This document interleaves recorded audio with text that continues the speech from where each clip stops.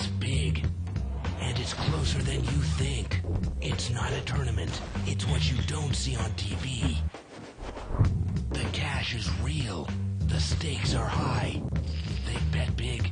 They win big. They lose big. High stakes live action poker. Live at the Bike. Watch it live on the web or play it if you dare at the Bicycle Casino right here in Los Angeles.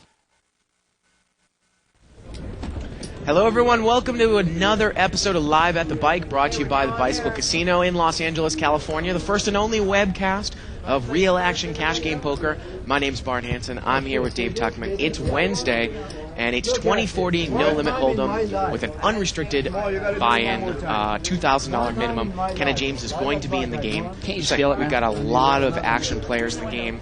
Farhad, Ed, some of the usuals. Alan, fresh off of a $20,000 win last night. So let's head right over there and let's get into it. I mean, can't you just feel it?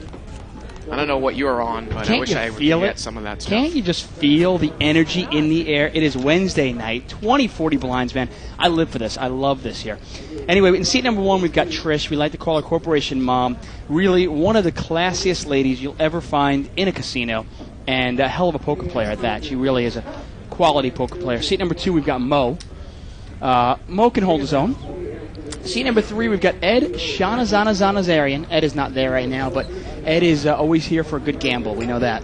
Seat number four, we've got Corporation Mike. And Mike was down about 10K last night's game, so see if he can rebound tonight.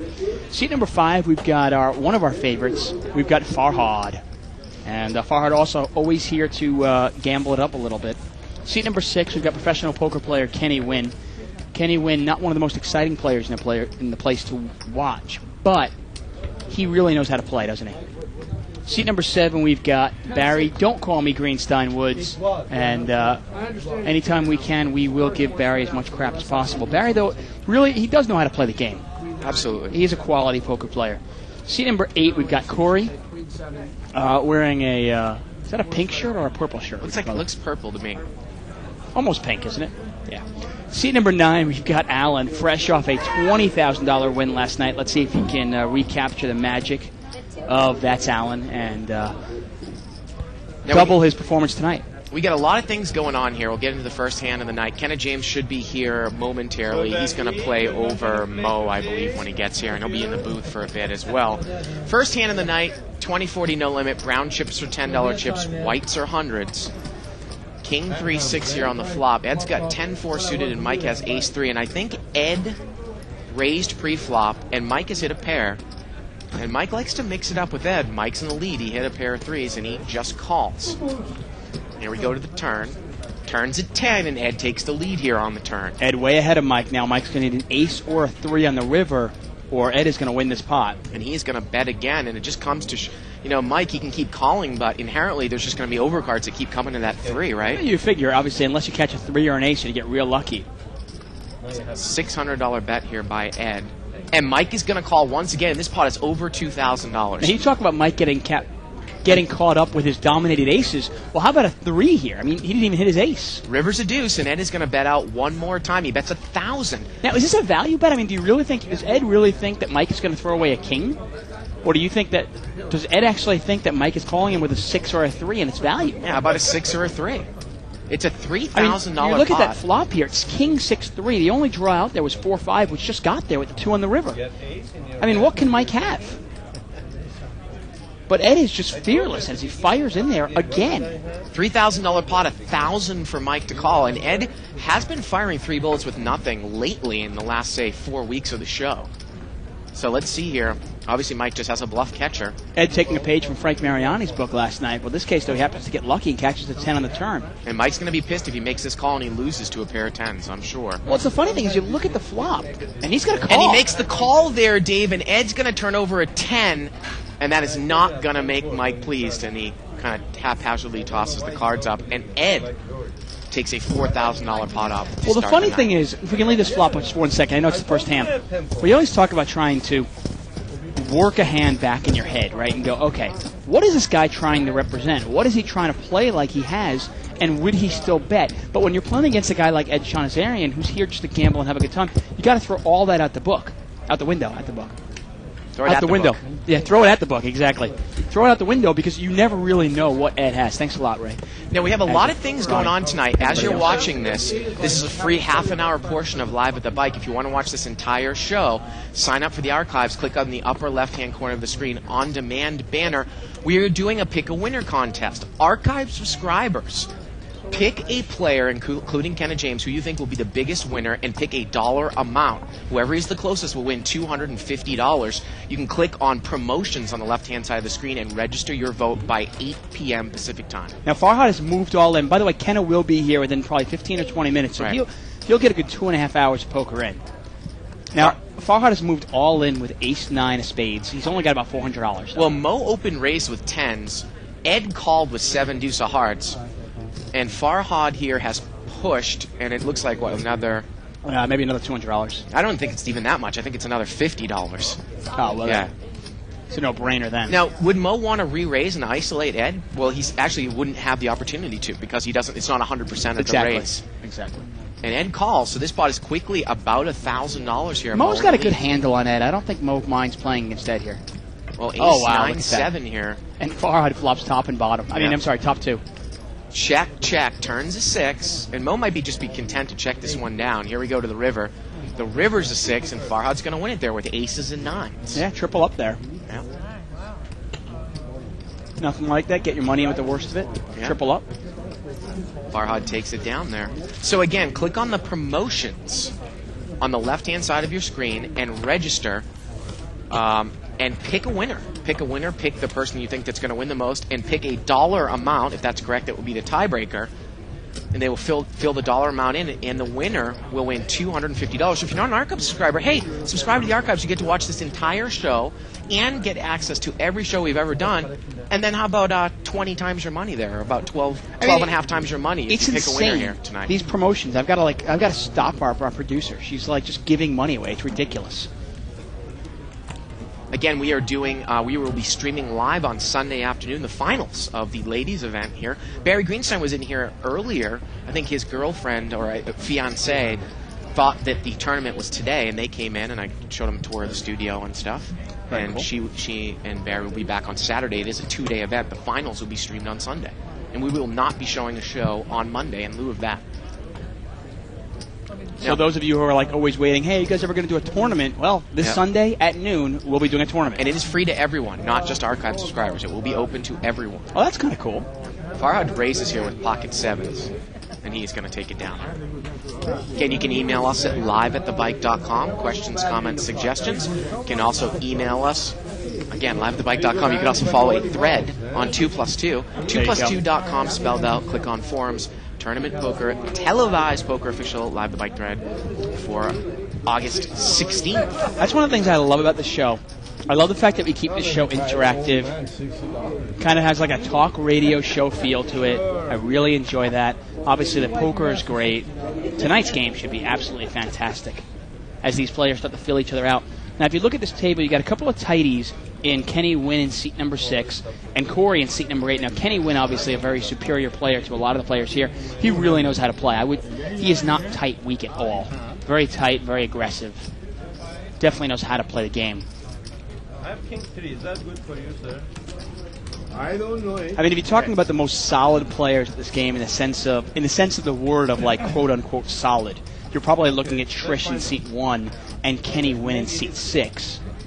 Now, I'm not necessarily saying they're the best players, but if you look at a book though and you said, who's the most solid, you'd probably look at those two guys.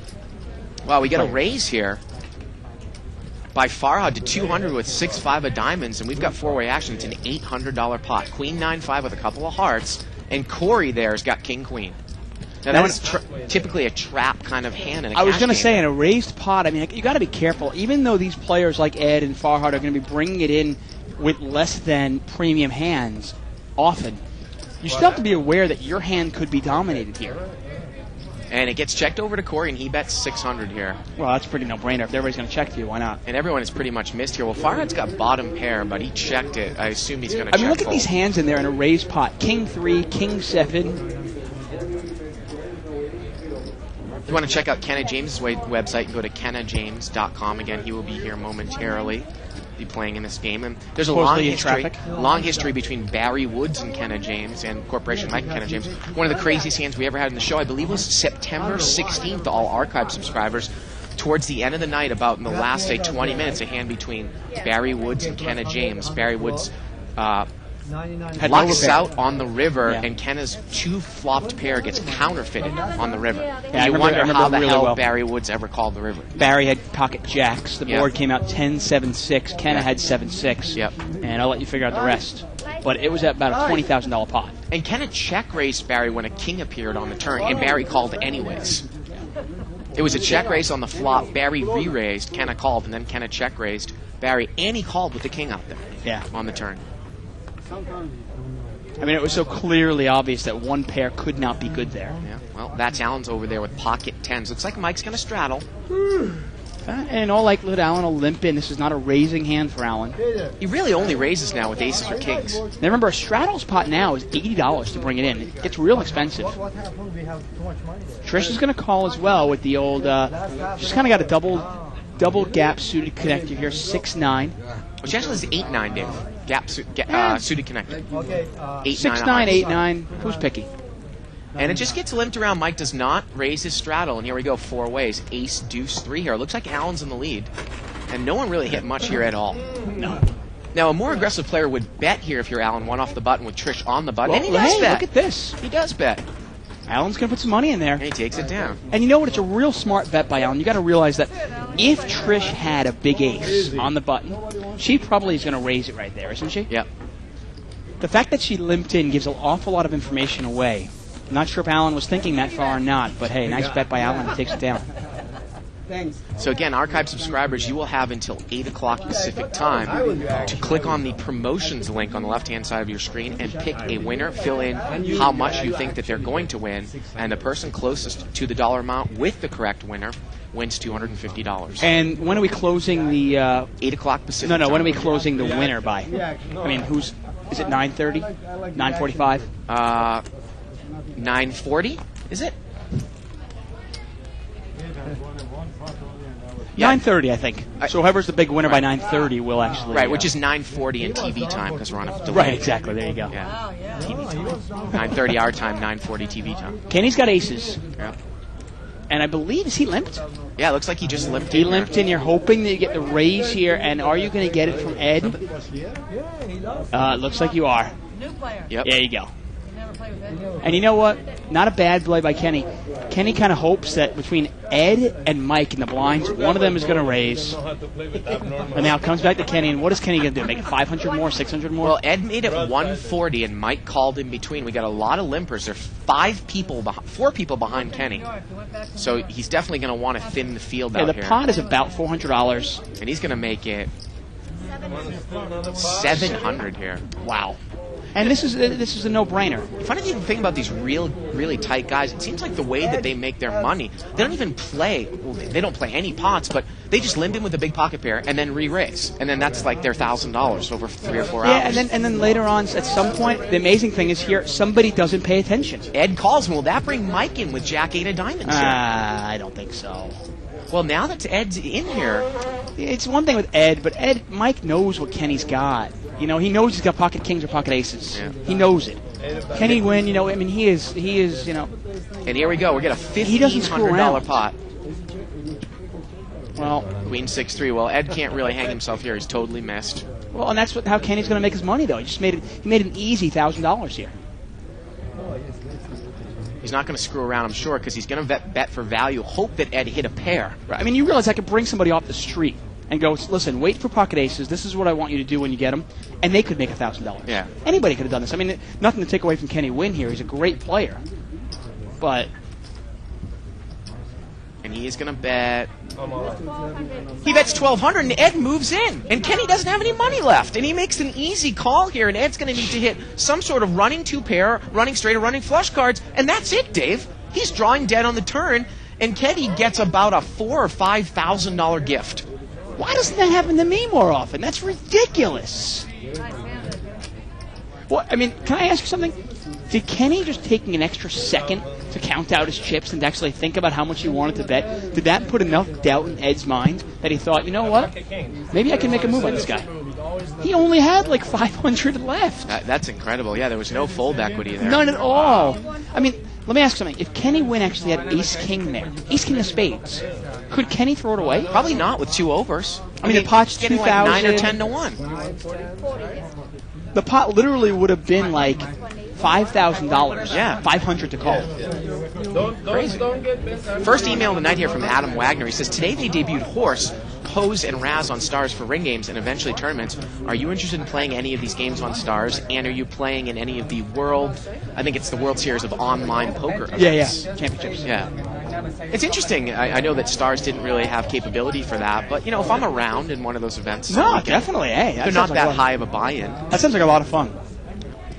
I'm all for that. Like I said, I'm not a big internet player, but I do love the tournament structure on Yeah, what do you think about the internet tournaments? I know you don't like to play live. I love the tournaments because you see so many more hands per hour. Yeah. The only thing I don't like is I just don't like sitting in my house in front of my computer. Yeah. If I could grab my laptop and go to a park, which you can now actually, I'd be more apt to play. Obviously if you're playing for thousands of dollars, you don't want to really rely on somebody else's network. Yeah. I think Ed is saying, did we have pocket kings? Ed's trying to convince everyone that he had pocket kings, but suited pocket kings. Yeah, he's not selling it too well, huh? Yeah. So again, if you're an archive subscriber, you have about another 45 minutes or so to click on promotions on the left-hand side of your screen. Pick a winner and put the dollar amount in. The archive subscriber that picks the right winner and is closest will win $250. That's insane. I'm sorry. How does Kenny Wynn get a gift like that? Yeah. I mean, it's one thing if you're a Mike. It's one thing if you're... I mean, almost any player at the table except maybe Kenny Wynn and Corey. Yeah. Maybe Trish as well. But, I mean, how he gets that much action on his aces. Now, Mike is going to make it 140 to go here in the small blind. He's got Jack 10 of clubs. Corey's got pocket fives. I'm sure he's going to come in from behind now that Farhad has called between, and he does. So here we go. It's about a $430 Well, he's got position pot. also, which is what I love. I love having position on Mike. And that was the 9 of clubs, I believe. Well, that's a really bad card to expose from Mike's hand. Oh, wow. How about quads for Corey? Wow, Corey flops 4 of a kind. Mike's probably not going to win this one. You just said, obviously, seeing the 9 of clubs, what a terrible card to see. If you're Corey here, would you just smooth call? I mean, I know you love building pots, but they don't have any of this. And Farhad's going to call with a wheel draw. He's got a gut shot to the deuce, and Corey's staring at quads. And he just calls. He's going to call one time. Yeah. Now, on the turn, I'm probably going to raise it up a little bit and see if I can build a pot. Turns a 9, no help. Now, unfortunately for him, an ace, jack, or a 10 did not fall. And Mike's going to check. Corey, okay, well, I think you've got to build a pot here. Hope that your opponents have a draw. Yeah, and he is. He's going to bet 400 here. And I like the bet. I really do. You got to hope your opponent has, say, some sort of draw, has some sort of heart draw, something. You're not going to win any money there. No big deal, though.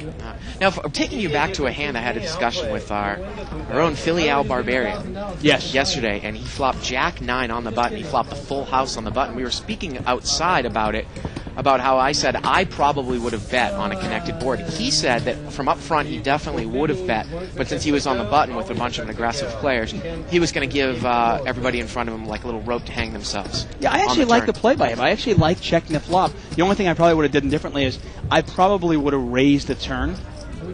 Yeah. I think calling against a good player like Mike gives him too much information. Mike's not stupid. He knows if you call him, you've got to have something. So I probably would have raised him there, hoping that Mike either had a big draw or maybe you give Mike enough rope to say, make another play back at you, thinking that you're making a play on him. But hey, obviously a lot of different ways to play hands here. Ace Queen, aces, and Ace Queen, and all the aces are dead here. And Corporation Mom there, Trish. She makes it 140 to go. God, she's going to get called in every spot. She is literally going to get called in like 6 spots. Well, she made it 140, which again is really not that big of a raise in this game. It's only about 4 times the big blind. No, you're right. That is a small raise. You wonder, normally these players make it 100 or 110 in a 10-20 game. Right. in a 20-40 game, you really can make it, say, 170 or 180 to go. So here we go, $600 pot, or actually $800 pot, 6 ways. 6-6-3 here. Well, it looks like Trish is okay, and is Farhad going to get involved here with 7? It's actually a great flop for Trish, but is Farhad going to get involved? That's the question. Well, he is. He's just going to push all in. He's on the short stack here. Just go to Skybar. And no one else has anything here. No, Allen sometimes likes to call it overcards, but I don't think he's going to call that. Yeah. He's got too many players behind him. Okay, 0. I'm all for, and we talk about slow playing, obviously. I'm all for slow playing, but sometimes the best way to get action from your opponents is actually to bet and induce that bluff because they think you're trying to steal. That's Allen. This is Rosa.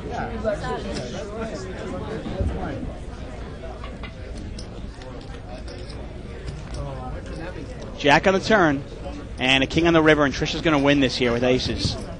And she wins what is about a $1,500 pot, maybe. Can you tell me? I want to learn.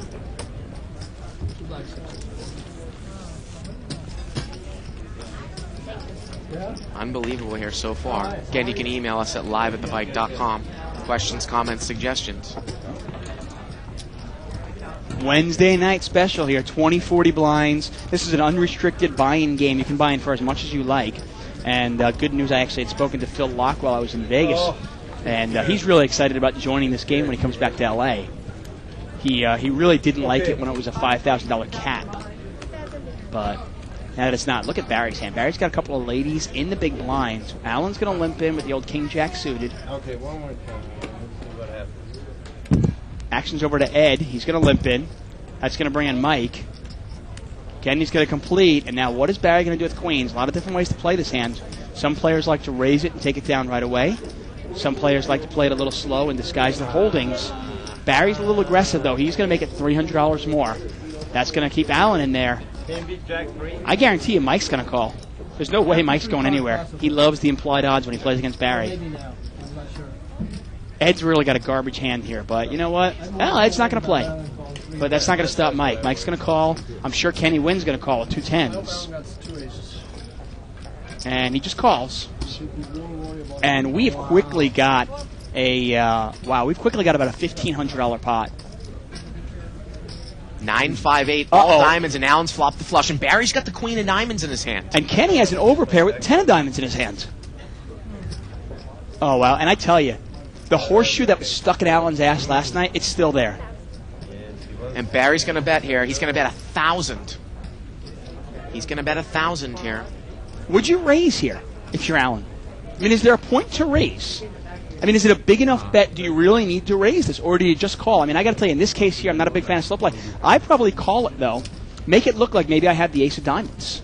I don't know. I might raise to get Barry to commit all his chips in with the queen and the queen of diamonds, because I think Barry would call a raise. Against Barry, I would raise.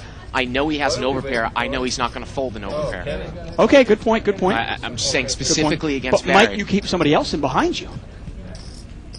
What, with like a queen of diamonds draw? You mean something like that for $1,000 cold? I mean, maybe. It just smells fishy when someone calls a big bet on a 3 flush board. No, I'm with you. Automatically put them on a flush. I raise as a purpose of deception. I mean, the funny thing is, if it's a $200 bet or a $300 bet, I'm clearly going to raise it.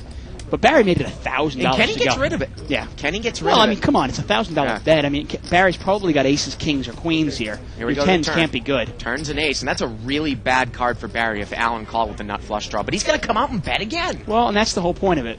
But here's the point I'm making, Dave. If Allen raises now, it makes it that much easier for Barry to get away from this hand. The only thing is if Allen raises ever, I'm away from the hand. Yeah. Like, it's one thing with Allen, the way he plays. If he ever shows any strength in a hand, I'm never going to call him unless I have the nuts. And now he is going to raise. It was a $900 bet. The pot right now is $5,300 plus whatever Allen's going to raise here. And obviously the ace of spades on the turn really gives Barry... It gives him the door to get out of here. I mean, you can't now you can't even beat, like, ace-9 with the ace of diamonds. Yeah, and Barry's hand is complete garbage here.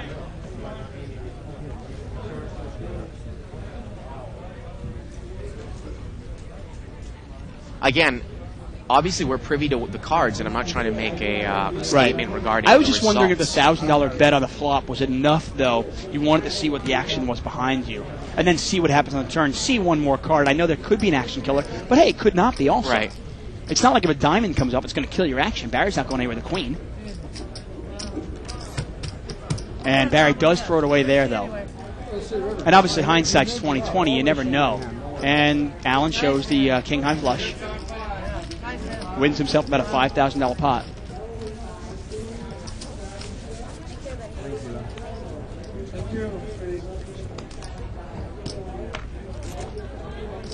I mean, sometimes I think you just have to gamble a little bit that the action-killing card won't come off.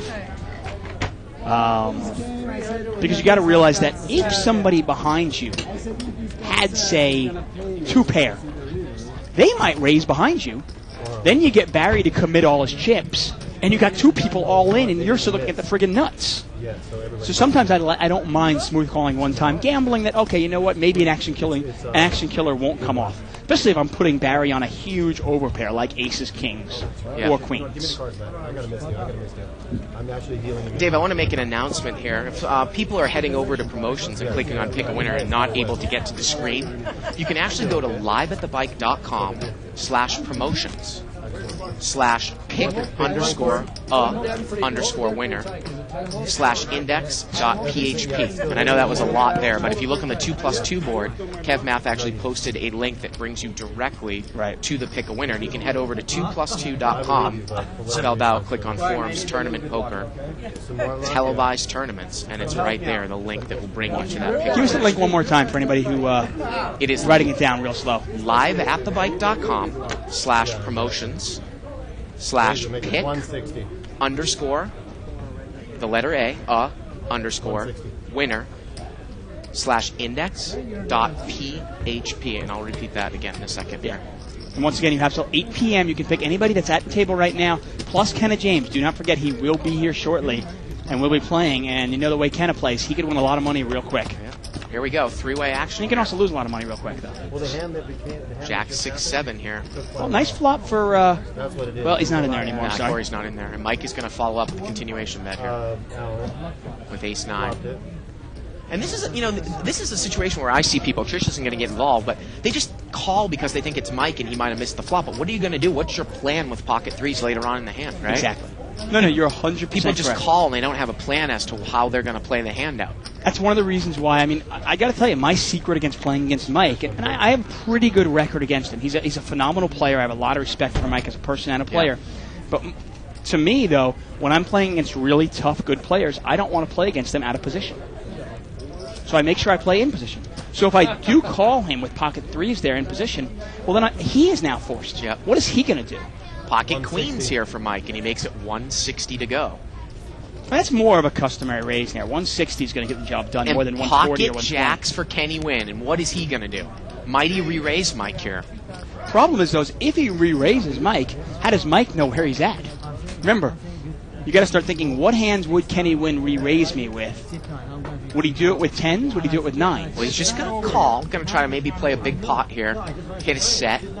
And, more often than not, the more I play this game, I play jacks in this manner, too. It is definitely a way to play it. Yeah. You got to be aware, though, what happens if the flop comes out 7-5 deuce? Then Right. what do you do with your jacks? You really put yourself in a tough spot. And Barry calls with Jack 9, so chances are Kenny's not going to hit a jack, and now there's an overcard. I was wondering if it was ragged what Kenny was going to do. King 4-7 with a couple of spades. Mike bets 300 here. And Kenny is going to call. Now, if Kenny raised, I think Mike might be done with the hand, but he just calls. That's got to send a little bit of alarm signals up there. Of course. for Well, you Mike. see how Kenny's in position against Mike now. Turns a deuce. Now the question is, what is Mike going to do out of position against Kenny? You look at that flop, he's going to fire one more time. 600. And Mike is way ahead of Kenny, but both players obviously have to be scared of the board.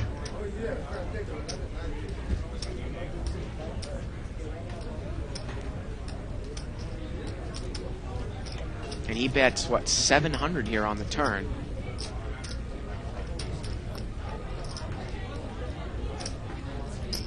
And Kenny calls once again. Pot's over 2,000 I got to tell you, now. if you're Mike and you really like your hand here, Oh, and it's a spade on the river. That might save everyone because it might go check now. well, It Mike might has save already Mike. checked. Yeah, it might save Mike because Kenny might check behind. And I got to tell you, that's got to scare Kenny a little bit. The fact that Mike checked means that Mike has a made hand. Mike does not have to bet this. But now does Kenny think he needs to bet or win in a showdown? Well, that's the whole point. Kenny might specifically put Mike on queens here. And he is going to bet. Wow, $1,600. He's going to bet a little under the size of the pot. The That's pot a nice right bet, now is $3,700, $1,600 for Mike to call. That is a nice bet. And now Mike really can't beat much. He can't beat a king. He can't beat spades. But would Kenny bet a king? Would Kenny bet king-queen, ace-king here? Well, that's what's got to go through Mike's head. Right. Would Kenny do that? That's the question here. Would he bet a marginal hand, or does he have to have spades here? And if he had spades, would he call the turn bet with spades? I'd really like to pick his brain and see if he is betting because he thinks he cannot win this hand in a showdown. Yeah, you wonder here, when Mike checks the river to you, you have to know that Mike is smart enough to think that his hand might be good enough to go to showdown.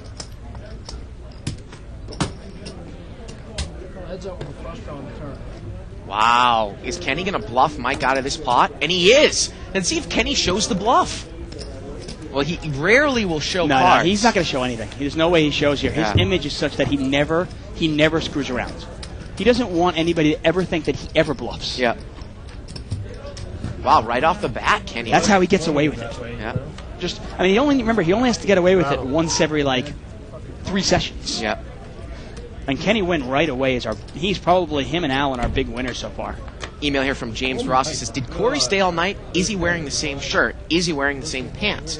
Well, Corey doesn't wear pants, actually. They're usually shorts. Yeah. Either that or boxers. Yeah. They put them on. And that is the same shirt as yesterday. Yeah. And, yeah. I didn't know he got that. We'll just assume that he has more than one of the same shirt.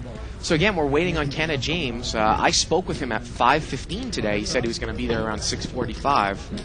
What's happening, Mo? And Ronnie said he just talked to him, and he said about 7:30 he was going to be here. There you go. So he will be here momentarily. And again, you have until 8 o'clock. I would assume that if I were a viewer and I was an archive subscriber, I would probably wait for a while to vote. Oh, of Just course. to Why not see, wait till at least 7:45 or 7:50? Absolutely. You got to also realize that these fluctuations you're seeing now, this is a 20-40 game. And now you got a straddle in there of $80. A $2,000 or $3,000 swing either way is nothing in this And I would imagine that Kenny is, even though he's the big winner right now, he's not going to be the big winner at the end of the night. Well, he's going to win, though, at this point. Oh, absolutely. At this point, the chips that go his way are not going to go back in circulation. Mike straddles. Allen calls with 4-6 offsuit. Mo is going to call. And Mike is going to raise. He's got ace-10 offsuit. He's going to make it 500 here. Now, Mike is kind of sandwiched with by two businessmen that really like to gamble it up. And look at that. Farhad calls him with 4-7 spades. Farhad only has, how much money? Not much. A little over 1,000. He's put 33% of his stack in there with 4-7 of spades. Yep. To make a call like that with 4-7 of spades, and look at this, Ed is calling with Jack-6 offsuit. It's unreal the kind of pots we're seeing with no money. And look at this, Farhad has the best hand. Yeah, King deuce 7. He's flopped to 7. Is he going anywhere? And Mike is going to come out and bet. And Ed called with Jack-6 offsuit. $1,000 bet, and Farhad looks like he's all in. And he is. And Mike's got to get 7. He's just... All in 1260. Oh, God. Well, Mike is going to call, I'm sure. And Mike has 2 overs. It's only 260 more, and this pot is quickly almost $3,000. Mike's almost a 4-1 dog here. Ace or a 10 here. Turns a queen. Ooh, now he jack. can catch a jack, an ace or a 10. Here we go to the river, and the river's an 8, and Farhad's going to win it with a pair of 7s. And Mike's going to get sick. Let's see if we get Mike's face. There go the cards. Oh, man. Very entertaining, I have to say. I got to tell you, when he loses, it's just so entertaining. Well, you realize, okay, it's a straddled pot. This guy makes it 500 to go out of the straddle, and he gets called in 2 spots. One guy has 7-4 suited, and the other guy has Jack-6 offsuit. Are you kidding me? The button moves over here to Mo. So we got a collection pot here. Oh, man. Collection, by the way, is $11 per person per half hour. So for the table, it's $99. But the way the collection pot works is whoever wins this pot, as long as it's at least $600. Yeah. would actually pays the $99. I love the action. Until I get beat every fucking time, I love the action. I love it when Ed shoots me one card and makes running. 160. Mike's complaining about a hand last week. And Barry's going to raise it up here to 160. And I don't know if you were here for that hand when Ed showed one card, needed a gut shot in the river, and made it. Hey, you know what, though? You got to realize, players like an Ed, a Farhad, guys that are here to gamble, here to have a good time, you can't bemoan them because they are in there so often with the worst of it. Go ahead. Oh, I was going to point out that Barry brought it in for a raise, and even though Mo's hand looks pretty, he's dominated with King Jack here. Yeah, he is. Really is. Look at Mike, too. Mike's dominated, too, but what does he care? And Ed's in there with 7 deuce offsuit. 1, 2, 3, 4, 5-way action. It's a $700 pot here to the flop. 3, 4, 5 here. Well, Farhad's got the good end of an open-ended straight shot. Yeah, I like Farhad's hand. I really do here. If a 7 were to come off, Farhad would have the absolute nuts. I check. Now, no one really else. I mean, Ed has got the bottom end of a gut shot. He's actually double gutted. Yeah. Oh, you're right. He is double gutted to the 6 and to the ace for the wheel, and it gets checked around, and the ace comes, and Ed's got the wheel, and he bets. He bets right away. And, you know, Barry's usually aggressive post-flop, but against 5 players, king-queen offsuit with that type of flop, he's not suicidal. No. Against this lineup, there's just no point in... Against this lineup, there's just really no point in trying to run it over. Why not just wait for a hand? I mean, look at Kenny Wynn. He waited for a hand with the aces and got doubled up through it. Yeah. Get a chip count right here. First one of the night. Yeah. Look at that, almost 70,000 on the table. Mo got the table covered, 13,000. Barry with 11. Corey bringing up the rear with only 3. Let's see how they're doing. Alan, our big winner so far, up $4,800. Mo up $3,000. And Trish is up $2,500. Ed and Corey are our big losers so far. Now, I do have to preface this by saying, now, Alan is up $4,800 because of that flush win, right? And we are talking about wins when we're talking about the Pick the Winner contest at the chip comps that started the show off, not before the show, stuff like that. Right, exactly. This is right when the show started off here. I mean, how is Kenny only up $1,600? Well, that's what I was a little bit confused about. 100. This is for you, Brian. Thank you, Ed. Okay, let's make it 180. Butt moves over here to seat 3. So apparently Kenny lost the hand before the show started. Yeah, so apparently, you know, we're going to maybe do this from about 5 minutes before the show started. We'll keep track of it. So you can keep track of that. So if anybody was wondering, wait a second, though, I had Kenny win up like 5,000. I was going to use him. Yeah. Use those figures, okay? Right. We do apologize for that. Yeah. Jack deuce 5 here on the board.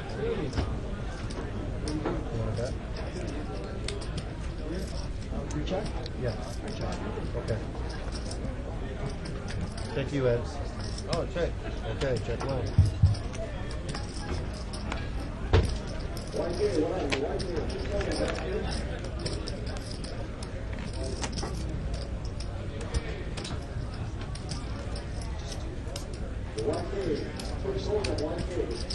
I don't know. Over there. Good luck.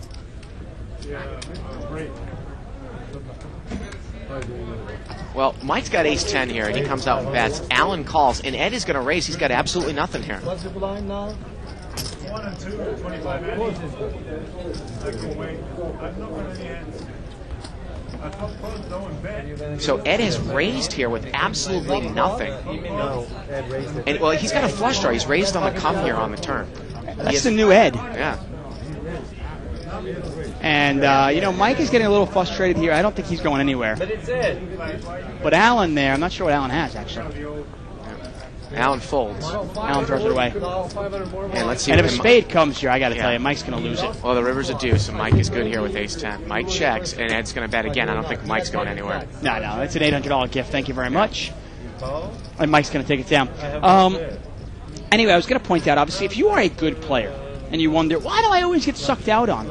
You've got to realize that if you are a good player, you are most likely putting your money in with the best of it, which means you are more often going to get sucked out on than if you are a bad player. Now, if you are a bad player, you will suck out on your opponents more often. Okay? And that's just common sense. So you look at somebody who gambles, somebody like a Farhad, somebody like an Ed, somebody like that who likes to just gamble it up. Hey, they're going to give some bad beats. They have to. They're always in there with the worst of it. You know? Button moves over here to Ed in seat number 3.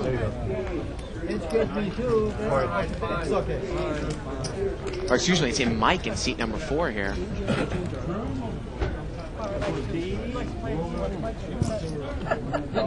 And Ed is going to limp in here.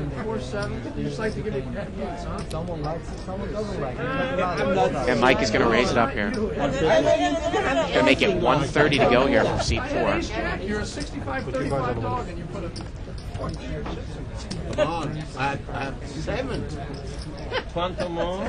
I know you like it. You want to give him a chips. Exactly. And he's not going to take it.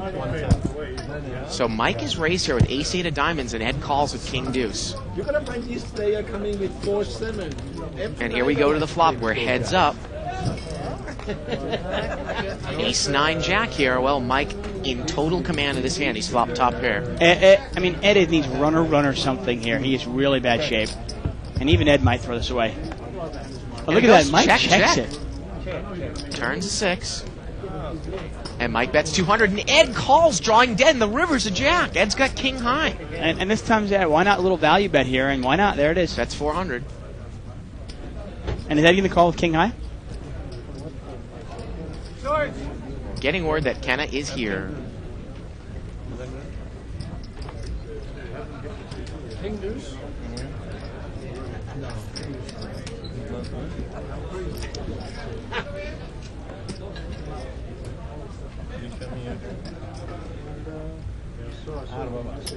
And he makes the call with king high. And the ace is good. There's always a fine line between looking like a genius and looking like a genius in this game and not looking like one. You know, if he's right with the king high and he makes a great call, we're sitting there going, wow, what a call by Ed. I can't believe it. What a great read.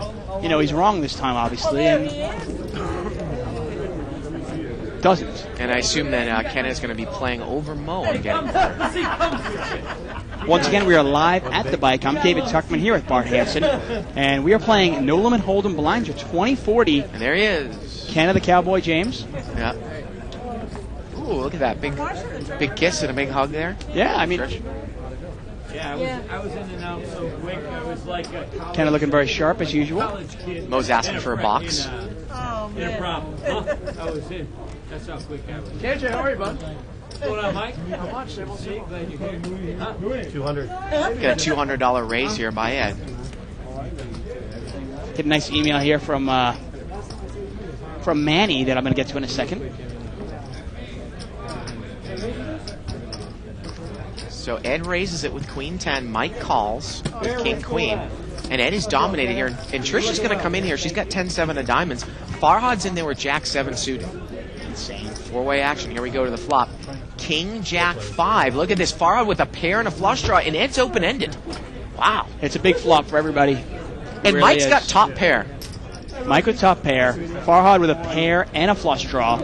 600. $200 bet there by Ed. A raise by Mike. Farhad calls. And let's see what Ed's going to do here. He is going to re-raise, we're getting word. Oh, man. And Farhad's hand is strong enough to really go to war with, isn't it? He's going to make it 600 more. Mike is going to call. Yeah, you're right. I'm surprised Farhad doesn't even just push or he didn't raise the flop. He makes the call, and this pot is quickly over $3,000. Now, Farhad needs a jack, a 7, or a spade. Turns a 9, and Ed's got the straight. He's got the nut straight, and he bets out again. And Mike cannot win this pot, by the way. Mike is drawing dead. He cannot win the pot. And Ed is going to bet $1,500 here. Wow, this pot is $4,500. Hey, you know what? What's wrong with raising on the come and then betting it when you get there? Mike makes the call, and that's probably going to bring Farhad in here as well. Oh, my. Oh, this is unbelievable. How much more money does Ed have? That's It's the a question. $6,000 pot right now. And what is Farhad going to do? Is he going to call or push the rest? How much does Ed have left? Why not? Ed's got about $1,300 left. Farhad calls, and we're up to $7,500 here. Ed needs to dodge a spade, and he does. And the river's a 4, and let's see Ed push it all in. And he is going to push it all in. It looks like another $1,300, $8,300 to call. Mike makes an instant call, $10,000 pot. Farhad can't overcall with the jack here, can he? No, I mean, I think it's pretty clear that one pair cannot be good here, especially second pair with no kicker. Again, we're looking at about a $10,000 pot, $1,300 for Farhad to call. Somebody's already called in between. And again, Mike might flip the table over here. And Ed is going to double up here. Nice pot here. Yeah. I mean, hey, Mike's got to be happy that Ed doesn't have a $5,000 chip in there. Yeah. And look at that. He turns it over. Farhad mucks. And Ed's going to take it down. What a pot right there by Right Ed. up there on the fucking turn. And it's against me. Yeah, I know. You had space. No more cards coming. Nice pot there for Ed here. Yep. He wins himself about a $12,000 pot. I had a flush draw. I know you. And Ken and James are getting word he's going to take Mo's seat. He's going to buy in for $10,000. Nah, it's not bad at all. This is going to be fun. Gotta love a guy who re-raises the flop. There he is. There's his His wad. wad of bills. Yep. You knew it was coming. How'd you know it was coming? Again, you can check out kenandjames.com, sunpoker.com, and he does a lot of work of charity, the Wounded Warriors. Yeah. We'll talk about that more as the show goes along. Yes, we will. David and I made a nice little contribution to Kenna's charity over World Series. And we went to his party. It was very nice. It was. We also played in a charity tournament as well. No, I gave it to him. No, it doesn't matter. Mike is going to limp in here. Farhad limps in. I'm going to use it here. You gotta use it or lose it. I'm going to use it. But don't ever abuse it. I got to tell you, man, I love Live at the Bike, and it just excites me so much to be here during Legends. Kenneth James, all the big names are coming in town now. Barry Greenstein was here today. Oh, Now, it looks like Kenny just smooth called here with ace-king the raise, and he's got top pair. 2 spades out there. Corey's got the bottom end of an open-ended straight draw here with 5-6. see, Kenny's got the king of spades also, which makes his hand a little bit stronger. Gets checked to him, and he's going to bet. 120. He bets 120 here. 120 into really is what, about a $200 pot? Yeah. Yeah, and I think it was actually limped around. He did not raise on the button with ace-king. He bets 120 now. So he's really looking to try to get in there as cheap as possible. Now, this is the thing with Kenny is some people could say, well, if Kenny's only raising with aces or kings, you kind of know where he's at. But later on in the night, you'll see 3 people raise, and then you'll see him move in with ace-king. Now, Mike makes a check call. He's got a gut shot to the 5, right? Yeah, he does. Turns an ace, and Kenny's got top 2 now. Mike checks. Now, would you ever check this behind? I'm not saying I would, but would you ever check this behind inducing the bluff on the river from Mike? Well, Kenny's going to bet. Looks like he's going to bet 220. Now, there are 2 schools of thought, obviously. First of all, it's kind of a draw-heavy board. You don't want to let a spade come off. You don't want to let a 6, a 5, a 10, a 9 come off. On top of that, sometimes the best way to get Mike to make a move on you is to actually bet. Yeah. But in Kenny Wynn's case, though, Mike rarely makes moves on Kenny Wynn. He has a lot of respect for his game. I'll make your heart beat fast. But moves over here to Barry Woods. And I'm not sure how Mike does it with you or not, but I know for me, the best way for me to get Mike to actually make a move on me is if I bet that turn. And I make it look like it's kind of a scared bet, and he'll check raise me big, I'm going to show conservative. which is what I want, obviously. So there's Kenna James. He's going to wait for his big blind, it looks like. Yep. I want a huge hand against Barry Woods. Blind versus blind. That old adage, don't chomp. $4,000 pot earlier this afternoon. $2,000 from Barry? $150 raise here by Ed. Is it true that Barry's money just tastes better than everybody else's money? Apparently it does to Mike. I know that. Does to me, too. Cowboy hat now. Yarmulka. And the funny thing about Barry is, this is what we talk about, his ego kind of gets involved. He might have to play hands against Kennedy, who would not normally play against other people. Of course. Well, he's here to, he wants to play against the best. Now, Allen is an overpair. He's a gut shot straight flush draw. Yeah. Now Ed was the pre-flop raiser. Mike's got the king of spades. I check. And Ed checks. He does not bet. Mike is going to throw a $400 bet out here. Now, is Allen going to get involved? 6s with the 6 of spades. I think that 6 of spades means an awful lot to him. It really doesn't add all that much value to the hand, Dave. No, not really at all. I mean, unless an offsuit 4 were to come. Yeah. He's going to call. I mean, the fact that you have 2 6s, though, that actually is probably the best part of it. Yeah, Probably the yeah. best hand right now. So the pot is over $1,000. Here we go to the turn. And look at that. Mike outturns Allen. Yeah. Alan checks. And the funniest thing is now that Mike is sucked out on Alan, right? You think Mike is going to be like, oh man, another suck out? Mike is going to bet here. It looks like almost close to 1,000, and Alan's going to call. He needs a 4 or a 6 here to win. And the river's an 8. Yeah. Check. And is Mike going to throw a value bet in here? He is. He's going to bet it again. Probably puts Alan on some sort of pair and a flush draw, a pair and a straight draw, exactly what he has. Yeah, and Mike is betting for value, and that's how you beat a player like Alan. You keep betting for value. And Alan makes an $800 call on the river, and Mike wins almost a $3,000 pot there with King 10. And that's really the secret to poker. You have to know your opponents and know how to beat them. Yeah. There are some guys, obviously there's a different way to beat Kenny Wynn, and there's a different way to beat Corporation Mike, and there's a different way to beat Alan. And you have to know the best way to beat them all. So once again, if you want to vote for the big winner, pick a winner. Kenny James is in the house now. Yep, we got about. I don't think Mo played about a hand 10 minutes left in this promotion. I don't think Mo really played more than 1 or 2 hands anyway. So pick a winner.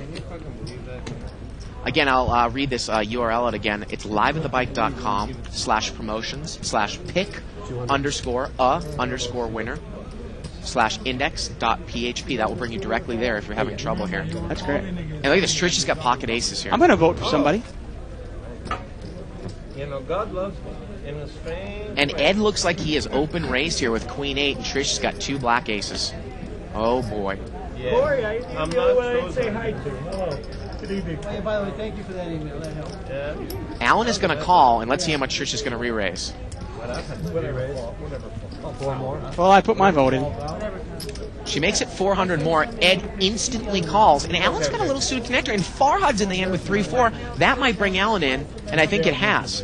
And we got a $2,000 pot here going to the flop. Trish, the re-raiser. Oh, aces full of 7s. Now, no one has a 7 here. Let's see if she's going to play unfortunately for her, nobody does. Now, there are 2 diamonds out there. All she can hope is that somebody has a diamond draw. I gotta tell you, she's going to throw a little bet out here. I like the bet. Call me crazy. She's going to put a 1/4 pot size bet out here against 3 players. Diamond draw, maybe somebody has a 7. In this case, no one has anything here. Yeah, I mean, I got to tell you, you and I never like slow playing. I don't. The few times that I like slow playing, though, is if you're playing against some players that are prone to bluffing, and the odds are that nobody has anything, I might check one time. Is that because Ed is in the hand? Because you don't think Farhad or Alan are going to bluff at the hand. No, but Ed might, though, and you got to remember, though, if Ed bluffs at it, I might get a call from Farhad to Alan before it even gets back to me. Well, let me ask you this, though. Change that up and say Alan, Farhad, and Corey were in the hand. No, then I'm going to bet. Of course I'm going to bet, because nobody's going to ever put money in the pot unless they have diamonds or they have a 7. You know what I mean? And since it's not like a queen is going to come off and going to confuse anybody. Right. You have to bet. But if you have an Ed or a Mike in the game, give them a little chance to bluff at it. Maybe. Like I said, I'm not a big fan of slow playing, and I'll probably bet that, say, 60% of the time. But once in a while, it's not a terrible time to just go, I'll check it once. One time. So here we go. First hand of the night here for Kenna James. He's in the big blind. He's got King 7 of spades, limped around here. Alan open limped on the button. 9-6-7 here. Looks like Kenna's got the best hand. Gets checked around. Turns a jack, and now Trish has the best of it. Now, Alan actually has an interesting hand here. He has a gut shot straight draw with top pair, and he's going to call. And the river here is a king. And Trish is going to win this with a queen kicker. And you can safely always check queen jack there to Alan because you know he's going to check behind you with some sort of smaller pair, and he's not really going to bluff at it. Well, the only reason he'll bluff at it is if he missed the draw. Right. Once in a while, the only time Alan will bluff is at the river, he was going for like diamonds or he was going for a straight draw and he missed it. Yeah. And I'll throw out a bet. I've caught him a couple times doing that. But once again, I'm not going to try to make a living catching Alan bluff. Button moves over here to seat 1. Live straddle here by Mike. Is that a straddle? It is? Yeah. Indeed. Ken is in a not necessarily an envious spot here. He is to the right of Ed and Mike. He has to act before both players every single time. And look at this. Mike is going to raise it out of his straddle. He's got king 9. Allen's going to call with ace 6. You know, Allen's tightened his game up, but he still plays those ragged aces. Yeah, he does. Now, Ed has just got pretty much, I mean, one of the worst hands you can have in poker in a multi-way pot. Hey, it's a great blackjack hand, though. But he's going to call. Double down. Well, here we go. Allen's on the lead. Mike is the pre-flop raiser, though. Queen, 7, queen here. And, you know, like many flops, it misses everybody. But Allen has the ace of clubs. Can he use that? I mean, a good player would be able to use the ace of clubs, wouldn't How about they? this? Ed's going to come out and bet, and I don't know if Mike can continue on just with king high here, right? Well, not unless he, smells a rat. Do you really want to probably pick a better spot in this, can't you? Can I see it one more meeting? Ed bets 800 here. It's a pretty big, like, it's about a pot-sized bet. Mike folds, and that's going to get Allen out. Let's see if Ed shows the bluff here. Sometimes he does, sometimes he doesn't. This one he might want to show. Yeah, he's going to show this. 8-3 offsuit. Pair of 3. It was an 8. It was 8. Somebody actually said pair of 3s. No. You're giving him way too much credit. Email here from Chad Nishan. He says, I noticed Corporation's Mike's watch last night in the 10-20 game. Either one of you know what kind of watch it is. It looks really sick. Also, it's so negative EV for you guys to commentate. You should get in these games. Well, I agree with you, Chad. You know, it's funny. They There's say Mike's it's watch. negative EV, but it might not necessarily be that much negative EV. I got to tell you, my game has probably improved 500%. How about just since this I night started individually? The last 2 nights have been Yeah. ridiculous. Yeah. I got to tell you, I mean, I know you don't normally play in the 20-40 game. This is a game I would play in, though. I might play in this game as well. I mean, I actually, you know, I've got enough money here. I would Yeah. feel very comfortable. I would buy in for, say, you know, $6 or $7 grand. Oh, And I really? would That bet- much? Yeah. Okay. I wouldn't play in a 20-40 game. I'm not going to buy in for less than 5, and I'd probably buy in for 6 or 7. There's nobody at this table that scares me. Well, Kenneth's going to raise it up here. He raised it with 5 deuce of diamonds, and Mike has re-raised. He's made it 200 more, just kind of a pot sweetener. Really not going to drive anybody out. I think No, of course not. Kenneth can easily call with these stack sizes. Especially on the button. Yeah, he's 10,000 behind. 280. Excuse me, 300 more. And if the diamonds come, what's going to happen then? Mike did not re-raise. We raised to 1,200. Well, And Kenna is re-raising it to $1,200. okay, so we did have a re-raise We there did, by Mike. we did. And now, Ken is going to re-raise on the button with 5 deuce of Wait a diamonds. second, and Ed is called. Ed is going to call. Ed is calling with Jack Nunn. Re-raised to Kenna 1,200. obviously trying to run over people that you cannot run over. Yeah. I mean, Kenna made it. How much more? He made it 1,200 more. 1,200 more. Ed called. Mike's got Queen 10 of hearts. And the action actually went far hard. I mean, Kenna did a little bump up on the button. Mike actually re-raised it. Farhad pushed in. Kenna re-raised it to $1,200. Now, normally when a player's all in, Kenna, by isolating, you have to think that he's got a real hand. Yeah, but he's got 5 deuce of diamonds here. And this pot has escalated up to at least 3,000 here. You wonder here. Both players are pretty deep here. Here we Kenna. go on the side. Jack, 7, Jack. And Ed's got 3 jacks. He flops 3 jacks. Oh, my. Yeah, and Kenna cannot win the hand, by the way. And Ed is going to bet on the side here. Remember, Kenna's going to deal with Farhad in the main. Kenna has absolutely nothing. There's really no value for him to continue on here. And no check raise here from Ed. He Yeah. bets right into the razor. Yep. He bets right into him. Remember, Kenna has to deal with Farhad, who's in the middle here. And look at Kenna. Kenna just nodding his head. What can I do with this? And there's like 2,000 on the side there. Farhad is drawing dead to running quads, and that's it. It's over. Man. Rivers an 8, and Ed's going to win, what, 3,000 in the main, 2,000 on the side there with Jack 9? Unbelievable. See, and that's why I had no problem playing in this game. You sit in a game like this, you really just have to wait for the cards. You're not going to try to really make fancy plays. And against Mike these guys. would have been in there because he would have had a heart draw. He would have picked up a gut shot on the turn. How involved would he would have gotten in that You hand? wonder, but he's not going to call $1,200 though. Wow. Big one, Tim.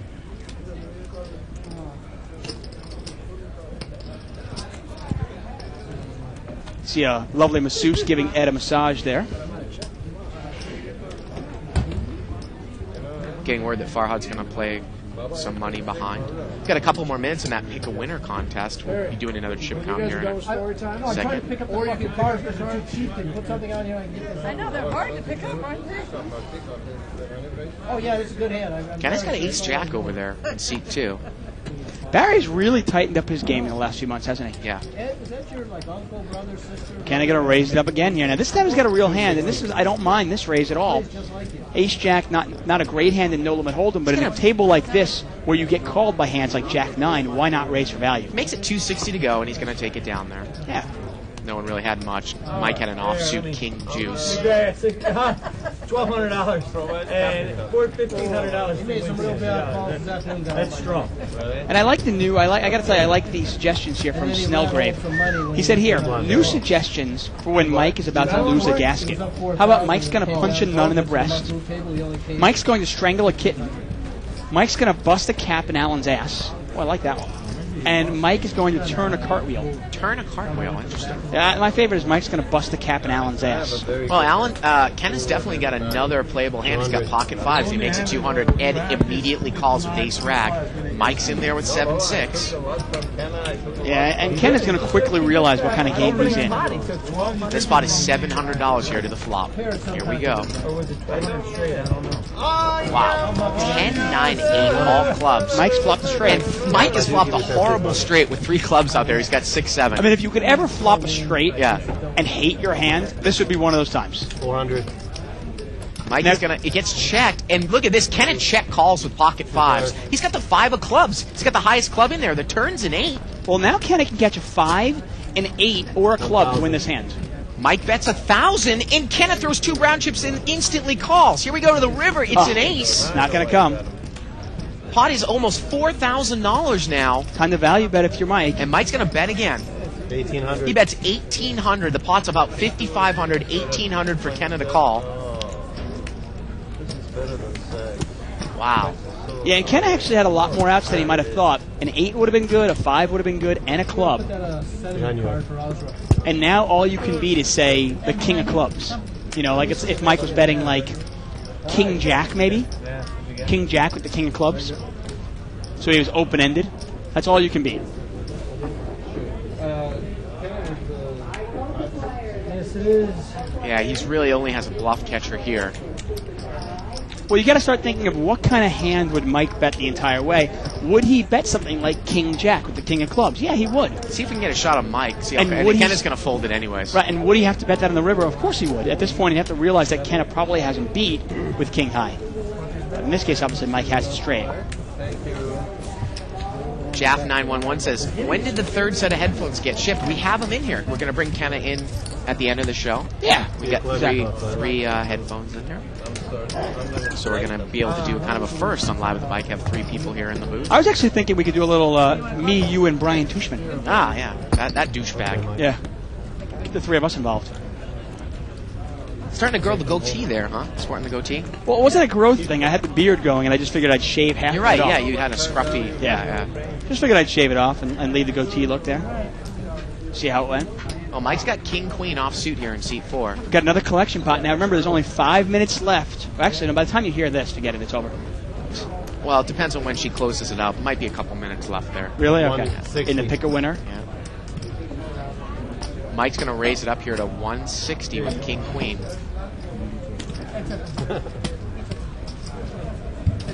Ed's got jack deuce. Is he going to get involved here? He's been getting involved everywhere else. 120. 120 more. Correct. And I think he's going to call here, Dave.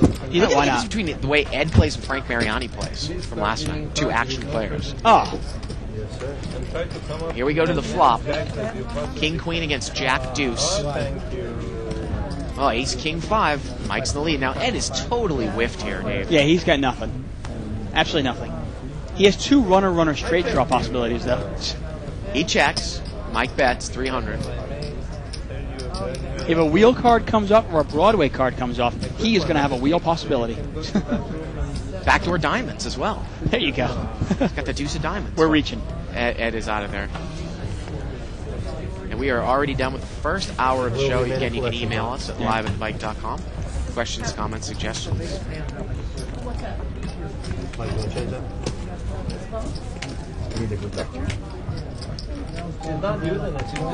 So I had a great email here. I wanted to read it from Manny, actually, out of Iceland. He says, "Hey, man, thanks for the great show yesterday. It sure was entertaining. I was just wondering, do you have any idea how Alan ended up for the night and after the show? He was doing insanely well when it ended. I root for him and Ed.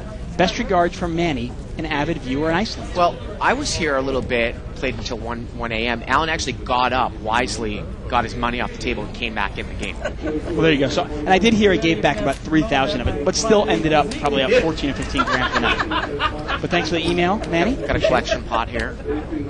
Now, Barry Woods, King Jack here on the button. A lot of times he would raise, but he's playing this a little bit conservatively. See, that's the difference with Barry, though. There's a difference between playing it tighter and more conservative. See, I love the fact that he's playing it tighter, but I want him to stay aggressive. I think tight, aggressive play is the way to win this game. Ace 7-8 here, limped around with a couple of spades. Corey, again, it's got the bottom end of an open-ended straight draw. And Ed is going to bet here. It looks like he's got 7-10. He's got the best hand. Don't tell me we have to take collection. Let me take the pot and then the next hand. Barry has absolutely nothing here. Which one do you want? The left one or right one? Left? A lot of people think, I don't necessarily consider the bottom end of an open-ended straight draw a garbage straight draw, Dave. No, it's not really. Because if it's 9 or 4 columns, I mean, yeah, I suppose someone might be in there with Jack 10. But I figure that if I hit my straight on either side, it's good. Yeah, no, and it should be. You got to realize if a 9 were to come off, why would somebody have Jack 10? Right. It doesn't really make much sense. Right. The times where it's a garbage straight draw is if it comes out and you have a 1 card and you're on the bottom of it, and it makes a lot of sense for somebody to have the top end of it. Obviously, those are the ones where you got to be aware of. You don't want to go broke with like a 1-liner to a straight and you have the bottom end of it. Basically, if you piece together what makes sense for your opponent to have, it becomes a lot easier for you to play against your opponent. And we're going to continue with the collection pot. Once again, pot is not collected until the pot is at least $600. Button moves over to Corey's spot in seat number 8. Trish is going to limp in here with the old Queen Jack suited. Ed's going to raise it up with Ace Jack. Makes it 240 to go. 7, 8, 9, That's not going to scare Farhad out. He's got pocket deuces. He's going to call. Barry Woods is going to call with Ace 3 of diamonds. And we quickly, very quickly, Alan's going to call with 9-8 offsuit. I'm sorry, it's 10-8 offsuit. Flop comes out Jack 8-5. And I want to say Ed is the best hand here with Ace Jack. Now, is Trish going to get involved with Queen Jack? She is badly dominated. Calls that raise. She bets 500. Ed makes it 1,000. Now, this pot was about, I want to say, $1,000. Actually, 1,200 pre-flop. Trish put a little, let me see where I'm at bet. Ed raised her, and this pot is quickly $3,200. 9 of diamonds on the turn. Now, Trish has picked up more out. She can catch a 10 or a queen. And the river's a 9, and Ed, wow, and Trish is going to bet for value here. I got a number for you. She bets $1,100. Not sure if it's a value bet or kind of a blockish bet. She bets $1,100. Ed is going to immediately call, and Ed is going to take down a $5,500 pot here. His ace is going to play, and Trish got herself in trouble there. She limped in with a hand in early position, Queen Jack, called a raise, and then when she got top pair, she got herself way too involved, ended up losing a lot of money. We always talk about it. Oftentimes you can't give a player like Ed credit, but at the same time, they get hands too. And you'd have to know that.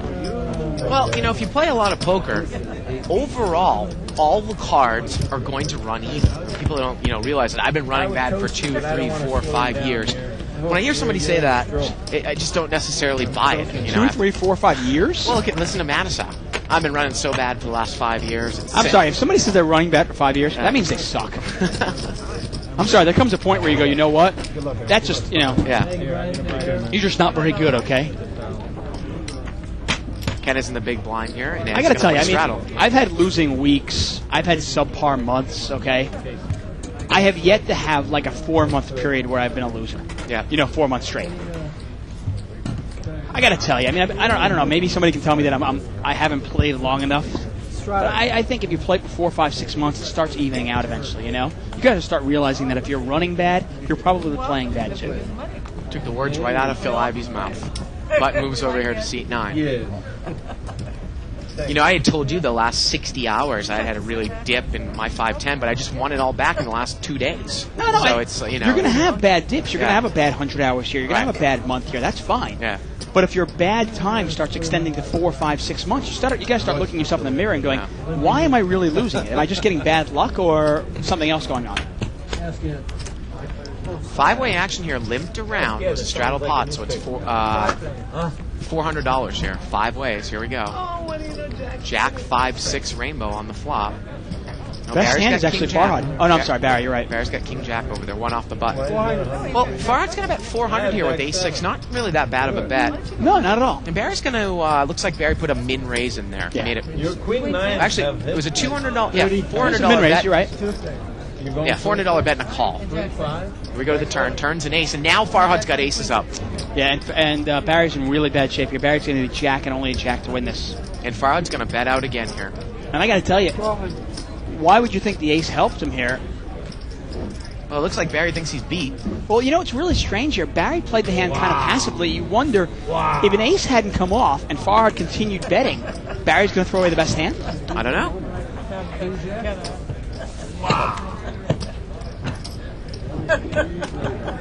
You're fucking with me, aren't you, Ken? No, I'm not. Well, I wouldn't even play with you. Button moves over here to You were C1. considering just 2 hands Corporation ago Mom, Trish. until he showed you a 7, and then you whipped it in the muck, and now all of a sudden, which means you were considering. Very exciting here. Once again, we are live at the bike. I'm David Tuckman here with Bart Hansen. You must be very tight. We're playing No Limit Hold'em. Blinds are $20 and Strong $40. reputation.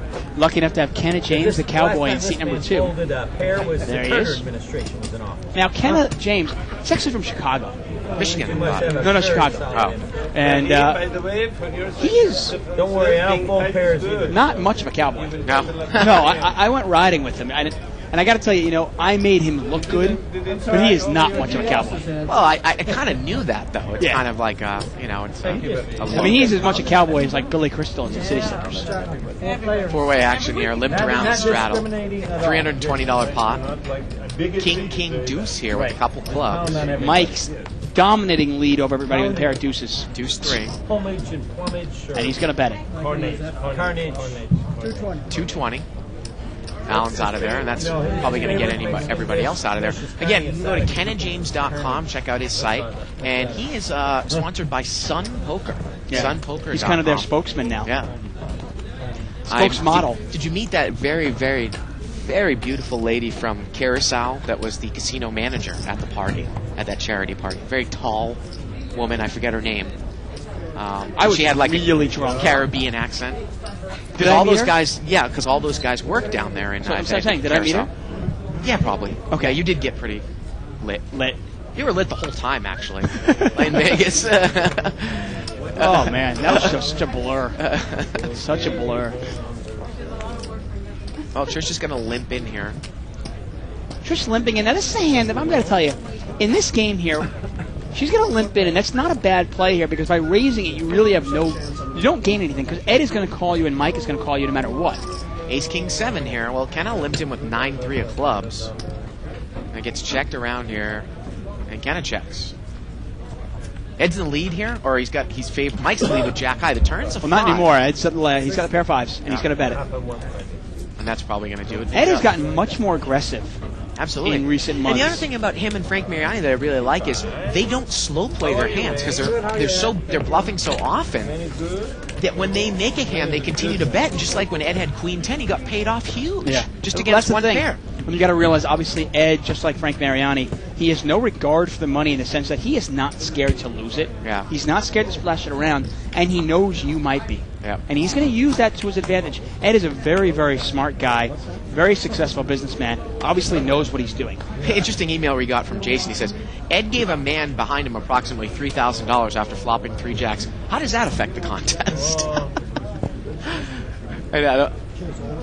Yeah, getting word that actually was not the case I was going to raise, but from the Kenny floor. got me scared now. See?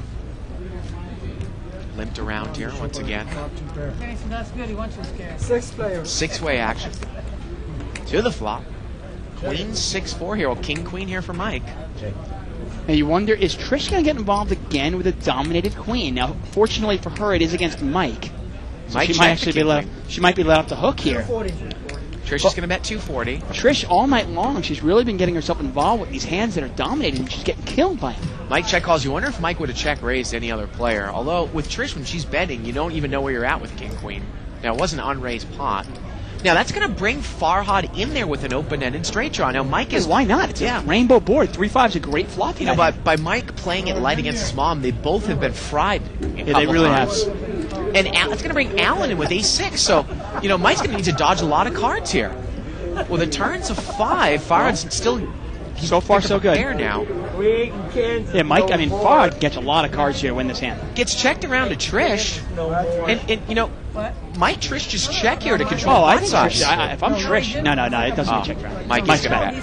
Mike's betting right into the pot. He bets $1,000. He does the old check call play, and then I'm going to lead into it on a safe card. Farhad's going to call anyway.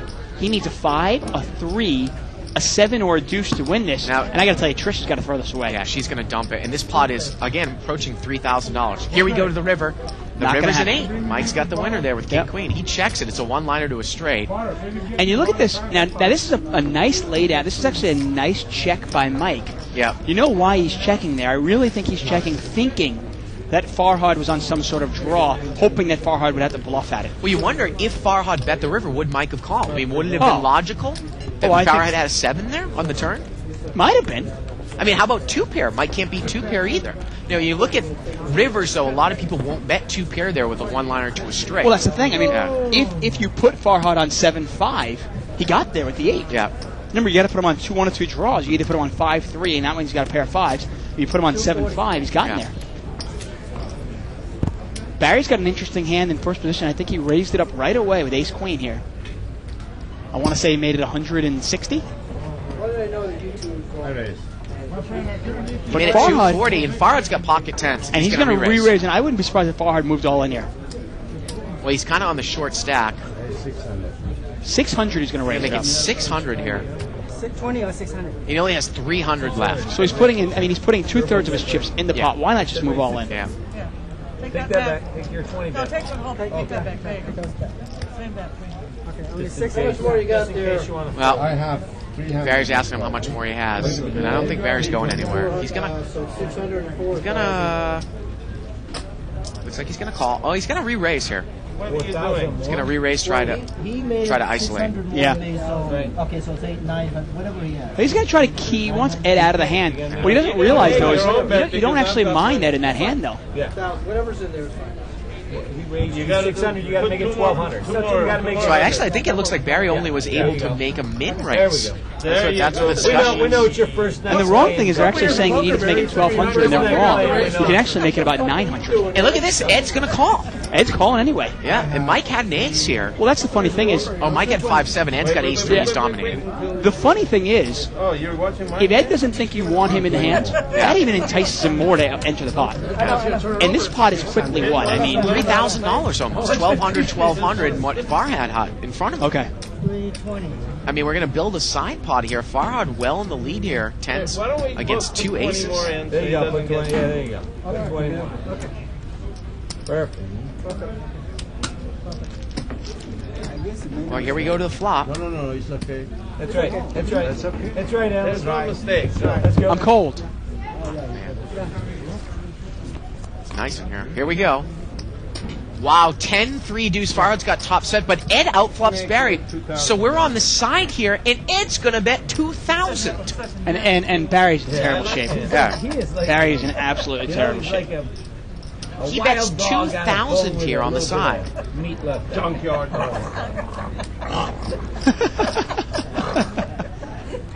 Did they just compare Ed to a junkyard dog? Yeah, I think that's what Kenna was saying. Barry's out of there. And Ed needs running quads here to win, or some sort of running straight. Well, he's going to win the side pot at least. Wow, now he can catch the case ace for a full house. But it does not come. Oh my God! Farhad's going to win it there with 3 10s. And I'm sure Barry was disgusted when that ace came on the turn, but he was lucky he wasn't in there. Yeah, you'd wonder if Ed had checked it and Yeah. Barry took the card and the ace came on the turn, how much money would Barry have lost there? You Yeah. really wonder.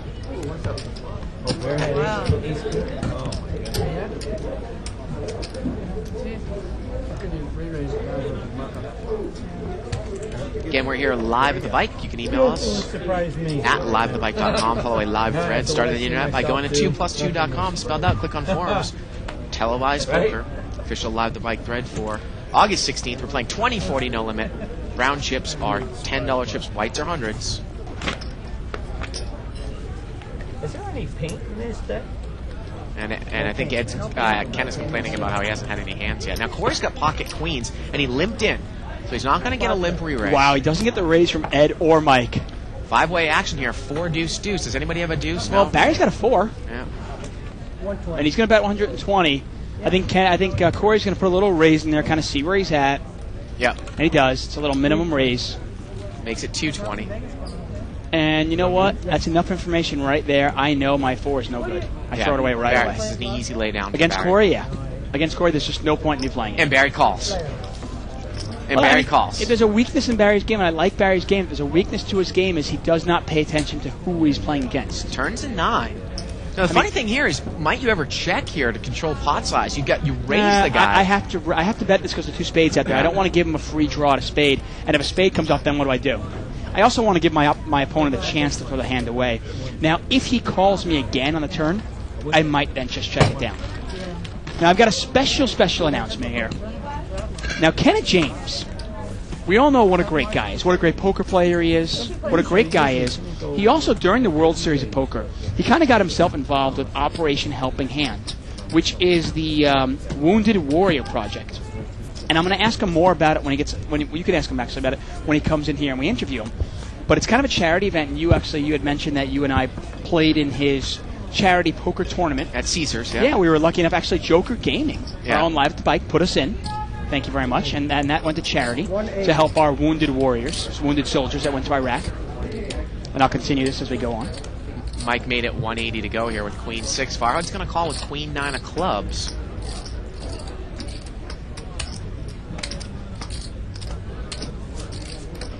Corey is out of there. And it looks like we are heads up here for about $400. Farhad against Mike. And Farhad is actually in a dominating position. 10-9-3. Well, Mike is totally whiffed here. Farhad's got a pair of 9s. $240 bet by Farhad's Mike. going to raise it up. Yep. His hand's going to be over. Yep.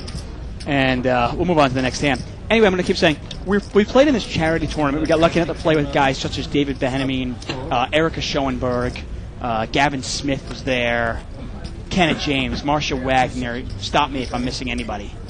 Literally everybody there. They were all there, yeah. Some great players. And it was all for a great cause, $1,000 tournament. I wanted to thank Live at the Bike and thank Joker Gaming for putting you and me in there. That night afterwards, you and I actually attended Kenna's charity party. Right. Great music was there. We had a little karaoke, a lot of drinks, open bar. And there was also a silent auction. Now, at the silent auction, I was drunk enough and happy enough to actually spend $1,400. $1,400 out of your pocket. Out of my pocket for this. A Kenneth James cowboy hat, and I'll put it on for you in a second here.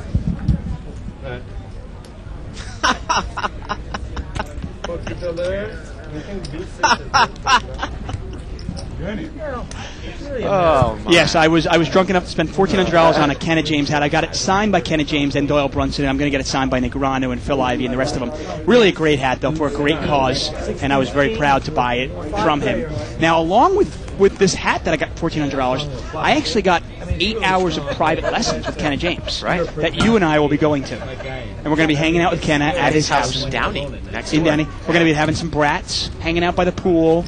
And he's going to kind of dissect my tournament poker game. Look at this. Ed's flopped bottom 2 pair. He bets 300. Farhad's got top pair. And we got another top pair over there for Barry. It's not up. He's got 8-5. Barry's got 8-5. He's in the hand as well. Alan is out of the hand. The turn's a 9. And 6 deuce is still good. And now Ed bets 1,000. And is Farhad going anywhere with Queen 8? Farhad mucks the Queen 8, but is Barry Barry's tagging along with 8-5. Heads up here, Queen 8 against 8-5. Wow, and Barry's going to need to improve here, and the river's a king. And I assume Ed's going to bet again with 2 pair. Well, why not? Actually, it's deuce 6 in there. Sorry about that. Okay, another 1,000 there. And Ed is going to bet with deuce 6. Deuce 6 against 8-5 here, and Ed bets 1,000 here again. You confused our card man there. Did I? Farhad mucked the queen 8, and Barry calls, and it's a $5,000 pot here, and Ed wins it with 2 pair. And we're gonna blame Bart on that one. Usually we like to blame Ronnie as much as we possible, but we can't blame him on that one. Didn't I say I have 6? Anyway, so back to my hat. So $1,400 for a cowboy hat that does not fit me, but for a great cause. Got 8 hours of poker lessons. Now, we've watched Kenna playing cash games, and I don't want his cash game lessons. But I do want his tournament lessons, okay? Yes, absolutely. And I'm going to take him up on that for sure. 8 hours of lessons. You're going to help me out. You're going to be there with us, having a great time. Now, also, what we got, and I'm going to be right back. Go back to the table, and I'll be right back. The button moves over here to seat number 8. As Dave scrounges to show us what else we got there. Right now, people are making travel. And here we go. We also, silent auction here, we decided to buy this. Now, it is a signed jersey, and unfortunately, it cost us a lot of money. San Jose Sharks by Joe Thornton. Signed by Joe Thornton. And, it cost us a lot of money, but it's for a great cause. Now, the unfortunate thing is we have nobody to give it to. So, I don't know. I mean, I could just give it back to, Kenna. Maybe he could auction it off again, or what do you think? I don't know. Well, why don't I walk outside and check it out and see, okay? Huh? Well, I come in, you guys took me for 3,000 in 3 minutes. You took my breath away. You know what I'm And so far you have been so Ed here is going to come out and bet Jack 9-6 a couple of clubs, and Ed's got a king high flush draw here. He's got a king high flush draw. He bets out of seat 3. King 8 of clubs, and look at Dave give that over to Ray, who is from the Bay Area. Yeah, last night I was lucky, that's all. Mike is going to call here with 5-7. He's got a gut shot to the 8. Farhad's open-ended. He makes the call. No, yeah? There it is. That's strong. 3 players. That is strong. Giving that to our cameraman, Ray. And Ed makes the nut flush here on the turn. He's got the nuts. There's Ray. And Ed checked it. This time he doesn't bet out on his good hand, and the Rivers is 7. Well, Ed did not bet, and there were a couple draws in there, and now Ed's going to bet. He bets 500. Now, Mike made a pair of 7s at the end. Is that going to entice him to call? Ed made it on the turn, but he checked it. He made it on the turn, and he checked it. And Mike is out of there, and Farhad is out of there. Now, in all fairness, I got to tell you, I saw the jersey. I thought right away this would be a great idea. Let's get it for Ray. Let's hook him up there. He's a huge Bay fan, man. And we got to hook up the cameraman. Yeah. Anyway, I got to tell you though, originally the bidding was kind of small, and we were like, okay, cool, we can get this jersey somewhat cheap. Yeah. And then a couple of guys, and Gavin Smith especially, kind of screwed us. He was like, he just walked in and go, okay, 1,000. No, we had it up. Yeah, we had it up pretty high, and then Gavin's like, no, 300 more than that. We were like, oh man. And I got to hand it to Bart here because I was really like, you know what? I like Ray, but not that much. And I was ready to bail. I got to be honest, man. Ray, I love you, but man, the bidding got high. I was like, I'm ready to bail. And I got to thank Bart here. And the Poker Channel, actually. Yeah, they put a little bit in. Poker Channel kind of like came in and matched what we put in. Yeah. And then you hooked up a couple extra $100 also. Yeah. And we got the jersey, and that's because we love our cameraman, Ray, man. I got to tell you, there is no cameraman out there that does a better job than our guy. No doubt. You're all dead. Wow, look at this. Kenna's got ace-queen, and he is going to put a big re-raise in here. 840. He's going to make it 800 Yeah, I to can't go. wait. I got to. 800 to go. He's limped around in a straddle. And is Ed going to call? He's got Jack 10. Ed's got Jack 10. Is he going to call for 800 here? We've seen him call with less. Yep. You're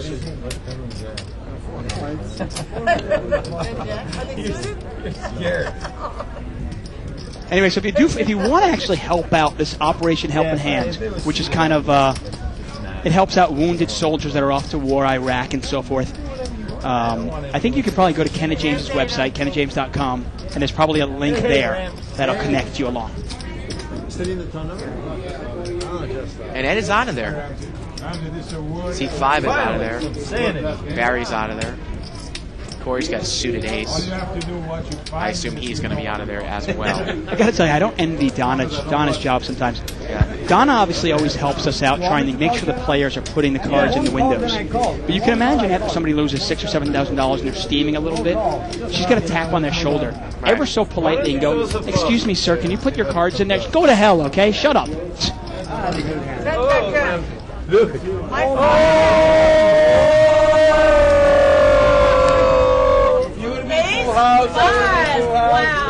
Didn't I tell you, Ramsey? These guys are having a good time. Yeah, they really are. You know what? You remember, though, poker, that's what it's all about. You know, it's funny. When I had that interview with Negreanu, that's what he said. He goes, you know, I'm playing poker to make money, but I have a great time doing it. And if I wasn't going to have a great time, I wouldn't do it. He goes, also, when I'm playing against players that come in, I know they're there to have a good time. Right. Why do I want to be an asshole? I want to make sure they're having a good time. And you look at Kenny here. He's a professional poker player, but he's going to make sure that everybody's having a good time, partying it up. Why not? Farhad's got pocket aces here. Mike is straddled, and he's going to raise it up right away under the gun. Makes it 340. Now, Barry's got a suited connector. He calls, but I don't know if Farhad's deep enough for Barry to make this call. He's not. He's definitely not. Yeah. You know, the thing is, Barry's got to know, though, if he calls, he's probably going to get called in 3 more spots also. And you look at this here, watch it. Yeah, Ed's going to call, and that's going to bring Mike. And look at Mike. Mike's got pocket tens in the straddle spot. He's not going to re-raise this, is he? He could. You never know. He's going to re-raise it. Watch him. He is going to double Farhad up here. You know, when he falls downstairs. Here it is. And here we go. He is going to make the re-raise. He's making it 1,300. He makes it 1,000, and Farhad immediately moves all in. And can Mike get away from it? How much more is it? Farhad is making it, and Mike's going to ask for a count here. It looks like it's another 2,000.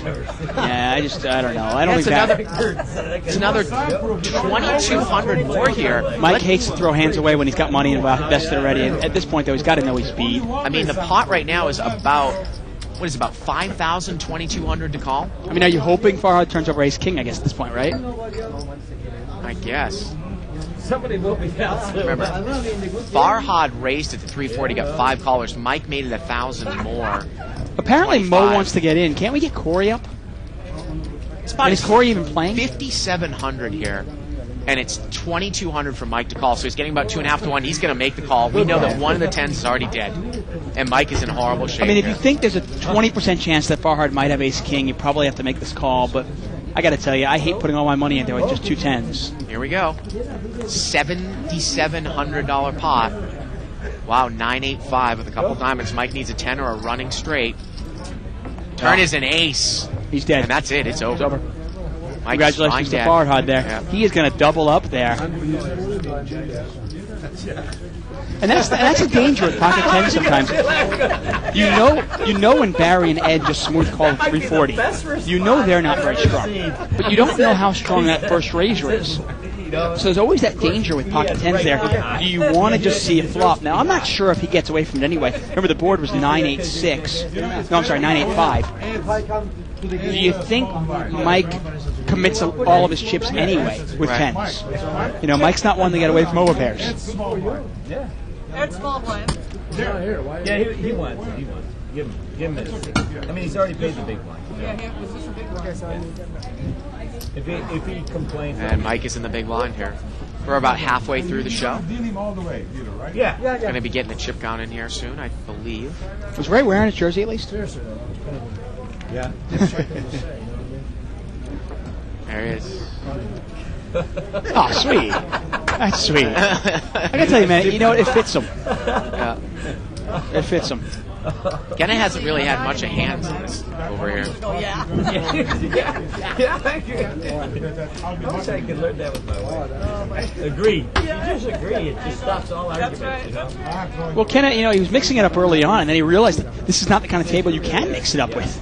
You know? You kind of have to wait for some cards. I don't think you have to wait as long as Corey's waiting, but... Well, Kenna's got 10 deuce of diamonds on the button. I know he wants to play it. Is he going to limp? He's going to raise. Going to make it 240 here. 600? And this is a collection pot, and Allen makes a quick call here, and so does Trish. So now it's a collection pot. Wow, Trish calling out of position with queen 9 of diamonds. Yeah. Here we go to the flop. I mean, isn't that one of those times where... Well, Kenna flops the best hand here. Now, Trish is open-ended with queen 9 up and down. Let me ask you something, though. Is this one of those times where, okay, you can know your opponent has nothing. You know he's full of shit, but what is your plan of action, though, with queen 9 of diamonds? What are you going to do? Check and then make a move on him? And Kenna makes a $700 continuation bet. Now, Trish has a draw. She's not even going to get involved. See, and that's the problem with it. I mean, I got to tell you, I love Trish's game. I really do. She's one of my favorite players to watch. She's tight, but she's aggressive. She mixes it up once in a while. She knows how to bluff. I mean, she really changes gears well. But I got to tell you, calling raises from a good player out of position with hands that are easily dominated, I just don't see where your game plan's at. You know, and you see her today, she's gotten involved with hands like queen 10, queen jack. This one was queen 9. You think she'd learn a lesson after a while? 3, 5, 7, 8, 96 plus the... Now, the other thing, too, is now we saw that Kenna had a 10 there, but if you're going to play queen 9 and you get a flop of jack, jack 10, Yeah, but Mike pays his own. Why not bet right into the raise? Yeah, I'm going to bet. Or I might check raise and use my hand, but just think, can I have a shot? Maybe, yeah. I mean, you got to play it some way. I mean, I got to tell you, though, I'm probably not calling raises with queen 9. That's kind of the trap that people fall into. When they're playing against players like Mike or Kenna or Ed, you start lowering your starting hand requirements, while you probably need to increase your starting hand requirements and make sure you're playing in position. Take a look at the chip count here. 77,000 on the table. Kenna with 17,000. Ed with 17,000. Mike with 10. Now, I got word that Kenna bought in for 10, so I guess he brought it in for 20. Let's take a look at the obviously. differences. Ed's probably our big winner. Look at Yeah, this. like he's up 7,000. Now we got Kenny at the right spot. Yeah. He's up 5,000. Trish is up 2,000. Mike is up 2,000. Farhad's up 2,000. Barry is down. How's Allen down I'm trying to 500? raise him all in. I wasn't even thinking And about it. Barry's down 7,000 with that King Jack of Diamonds hand, I guess. Insane. Amazing Mike is even, too. I mean, Mike keeps winning these small pots here. Ed, our big winner, up 7K. You got to love it when Ed's winning, huh? You know what? Now all of a sudden they're canceling the reservation. First of all, they raised were here. making them, and now they're going, oh, man, that's I'm going to cancel. Here we Cancel go. the reservation. Pay the change. Ace 5 6. What a monster flop for Mike. Top pair and a flush draw. That really is a big flop. Now is Corey going to throw a continuation bet? It looks like he is. And let's see how Mike is going to play this. $300 bet here. Now, this is the thing. If Mike gets played back at him, he's got to realize that he is behind. Yeah. Because Corey could have ace-king or ace-queen. Although I got to tell you, the check raise here by Mike, he does this a lot with two pair. I wouldn't necessarily feel all that comfortable with ace queen if Mike check raises me here. But a lot of people always overvalue that top pair nut flush draw. Definitely. Well, I mean, that's what I was going to say. If, let's say, Mike check raises there and Corey calls you, well, now you've got to realize that Corey probably has ace-king. Yeah. Okay, and in that case, you are not a favorite to win the hand, even though you can say, well, what a monster flop. Yeah, so what? Right. Because now you need a deuce or you need a spade, which means you only have 12 outs, which makes you an underdog. Okay, and you have to realize you really want to put a lot of money in as an underdog. Button moves over here to C4 to Mike.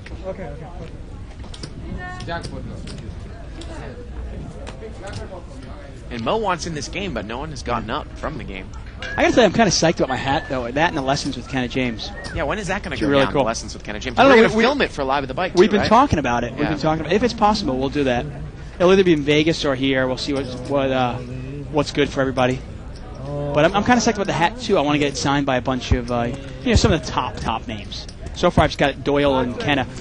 But I've actually turned down like Devilfish. Really? I've turned down Marcel Lusk. I was like, no, I want bigger names. Sorry. Ace Jack 7 here with a couple clubs. Farhad's going to bet. Now, Mike's got Ace Deuce. He is behind right now. Chances are the kicker is not going to play. I want like Johnny Chan, Barry Greenstein, Granu, players like that. Well, Barry, like I said, Barry Greenstein was here today. Well, I know I'll get him. Turns at 3. Farhad is still in the lead here with Ace 4, but as you can see... Nah, this is going to get chopped up. Yeah, and Farhad's going to bet again, but what can Mike beat here, though? Actually, you can see it here. It actually cannot get chopped up. Yeah, you're right. Cannot get chopped up. It has to either be, I'm sorry. It cannot be a straight win without someone making two pairs. Thank you, exactly. It either has to be a deuce or a 4 here, and you can see it. And Mike calls again. The river is a 4.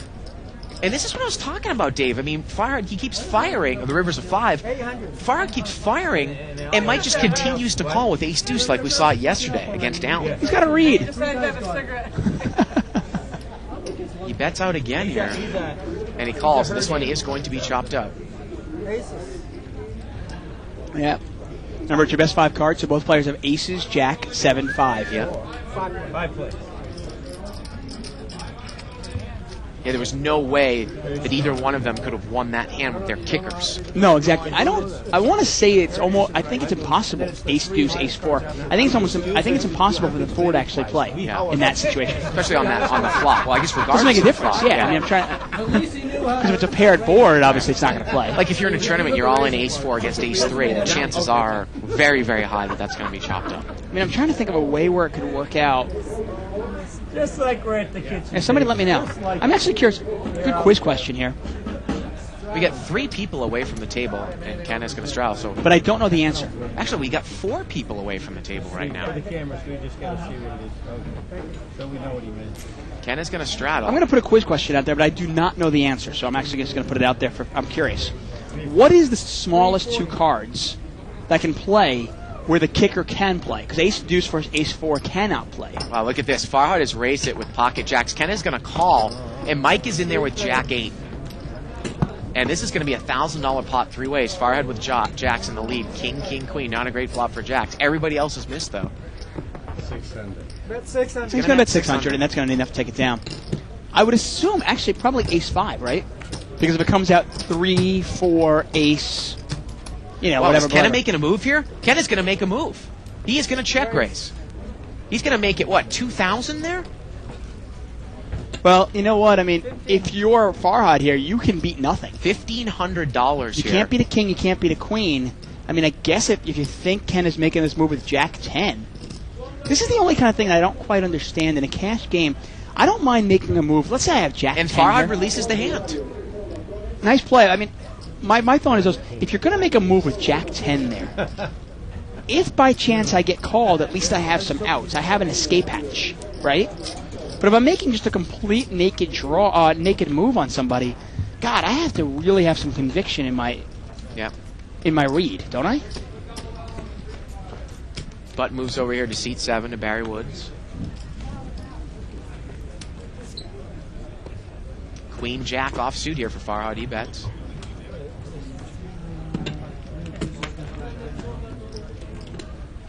Now, apparently we were looking, by the way, for something for Isaac in the silent auction, but they didn't have anything from Tour de France. Assigned Greg LeMond. Yeah. And I won't buy Oakland Raiders garb. 7-6-5 here on the flop. Trish is going to bet out with a 6. I got to tell you, Kenny, he made a lot of money. Has he even been at the table the whole night? No, maybe we'll get him up. I mean, this is... Bud moves over here to Trish. Everybody went out at the same time. Was everybody all out there together? So we're playing 5-handed. And like I said, when you talk about playing indifference, a lot of people say, what's the difference between online ring games and live games? You can see how often you are 8, 7, 6, even 5-handed in an online and in a ring game. You need to be able to adapt to it on the fly. Yeah. And obviously, depending on what 5 players are there, you imagine obviously if the 5 players up are Mike and Ed and Farhad, it's much different than if Corey or Kenny are up.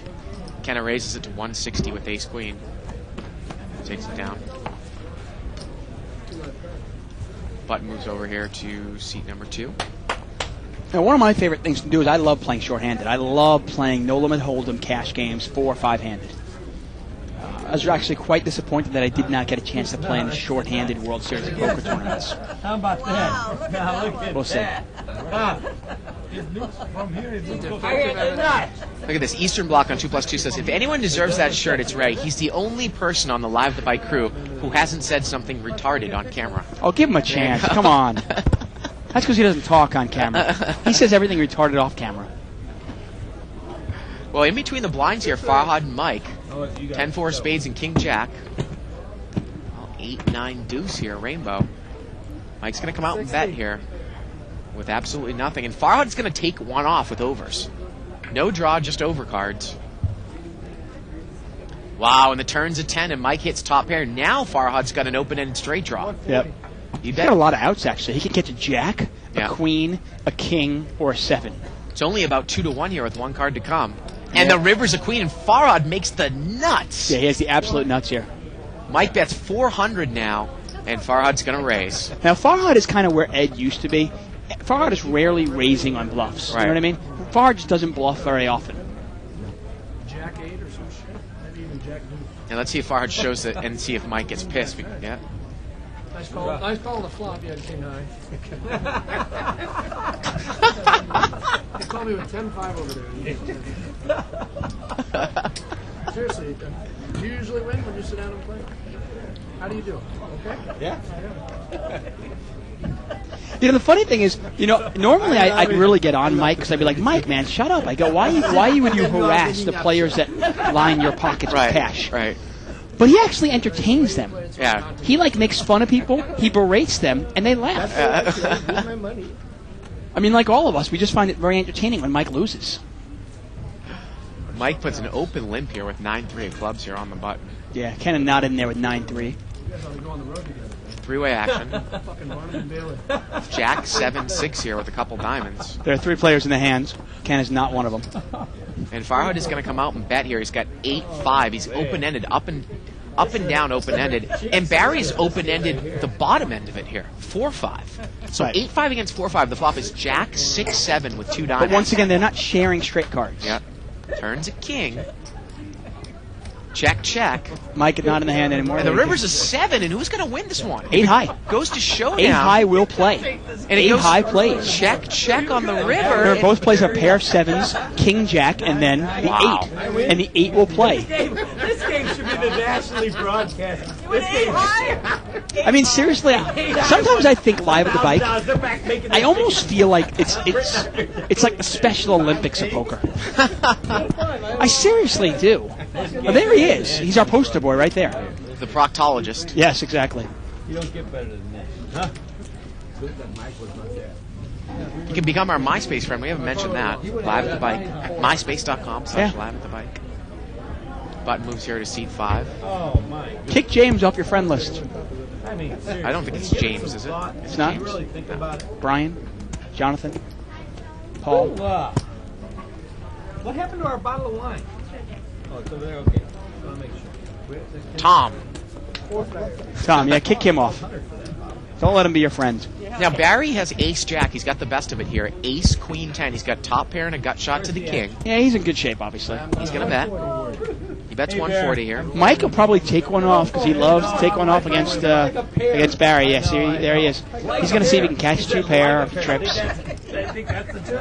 Here we go to the turn. Turns a 4. Barry's still in the lead. You got to give Barry credit here. I mean, Barry, he's down about 5K tonight, but Barry's still jovial, still laughing. Really a class act. And Barry throws another bet out here on the river. He bet the turn, and he bets the river. And is Mike going to continue to call? Hey, great value bet by Barry on the river here. I love the value bet. Absolutely love the value bet. Yeah, great, you bet. Well, we've got ace, queen, 10, 4, 3 on board here. Yeah. How many of them you have? Barry has bet the river here with ace-jack. Mike has got queen, 6.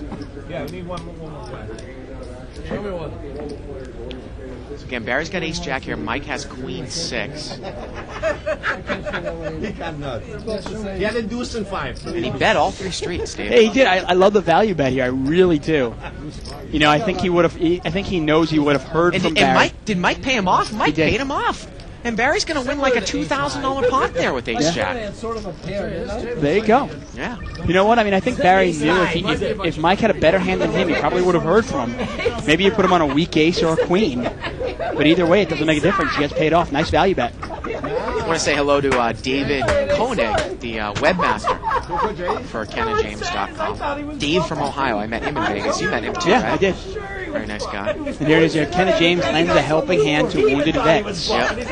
And, yeah, you know, I was one of the things I talked about a lot. I think it's wonderful. You know, obviously a lot of poker players, we all get kind of a bad rap for being greedy and, you know, money hungry and that. But this World Series, I got to tell you, the one thing that was really kind of heartfelt was how many poker players were kind of reaching out to help other people. Yep. Kenna James being among the leaders of them.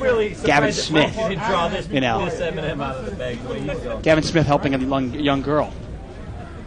And that's 4payton.com. You want to check out Exactly. Gavin Smith's site. And we'll be doing a charity event along with Gavin Smith for Paul Hannum, who passed away recently a few weeks ago, was Unbelievable. one of the original WPT employees, WPT photographer and cameraman. Unbelievable. I mean, we met him, too, like about a month ago. He worked with us in the game. Yeah, we met him. Very healthy, and then just suddenly, obviously, passed away. Really a terrible story. Trish raised it with Queens. Oh, buy him a fucking bottle, you cheap bastard. He bets 400. She bets 400. Farhad's going to call here with middle pair. Why don't you buy him a pack of M&M's? Turns a jack. Check here on the turn. Well, I mean, you got to be a little cautious, obviously, with the Queens, but you got to realize there are two hearts out there. Could he be calling me the heart draw? River's a deuce, and I think I bet here now for value. Yeah, and Farhad she's check. going to. Yeah. And it looks like she's going to get a call. Yeah, she does. Nice Yeah. value bet there by Trish. Yeah. Real nice value bet by Trish. Yeah. Takes it down there with the Queens. We got a game tonight. Nice play. There's a serious game in the house. So again, anybody want to check out, take a look at Hank Clegan? Or Managing I butchered, partner. yeah, I think I butchered his last name. Collegian, excuse me. Managing partner here at the bike. Button moves over here to seat 8. Really a great guy. I got to tell you, it's one thing about the Bicycle Casino. Such a down to earth, you know. You know, if you walk into other casinos, I don't know if you get to know the owners and stuff, people that run the place. Oh, he plays a lot of limit hold'em. Here with us all the time. here we get to play with them, joke around with them. They buy you drinks. They're really very, very down to earth. Really cool. Kind of a homey feel. Very You know, much. kind of a new feature I want to bring to Live at the Bike is, you know, maybe Dave and I, you know, telling everyone an example or pointing out a date in the archives where someone can watch a great game that might have something to do with this game. And like I said, I want to point to September 16th. Everyone who's watching the show is an archive subscriber. The big hand between Kenna, James, and Barry Woods. Go check it out, right? Yeah. Now we had a raise there by Farhad with ace 10 of clubs, and Corey didn't even get involved with ace queen. September 16th, I think it was the last 20 minutes of the show. That's the kind of stuff I don't understand, though.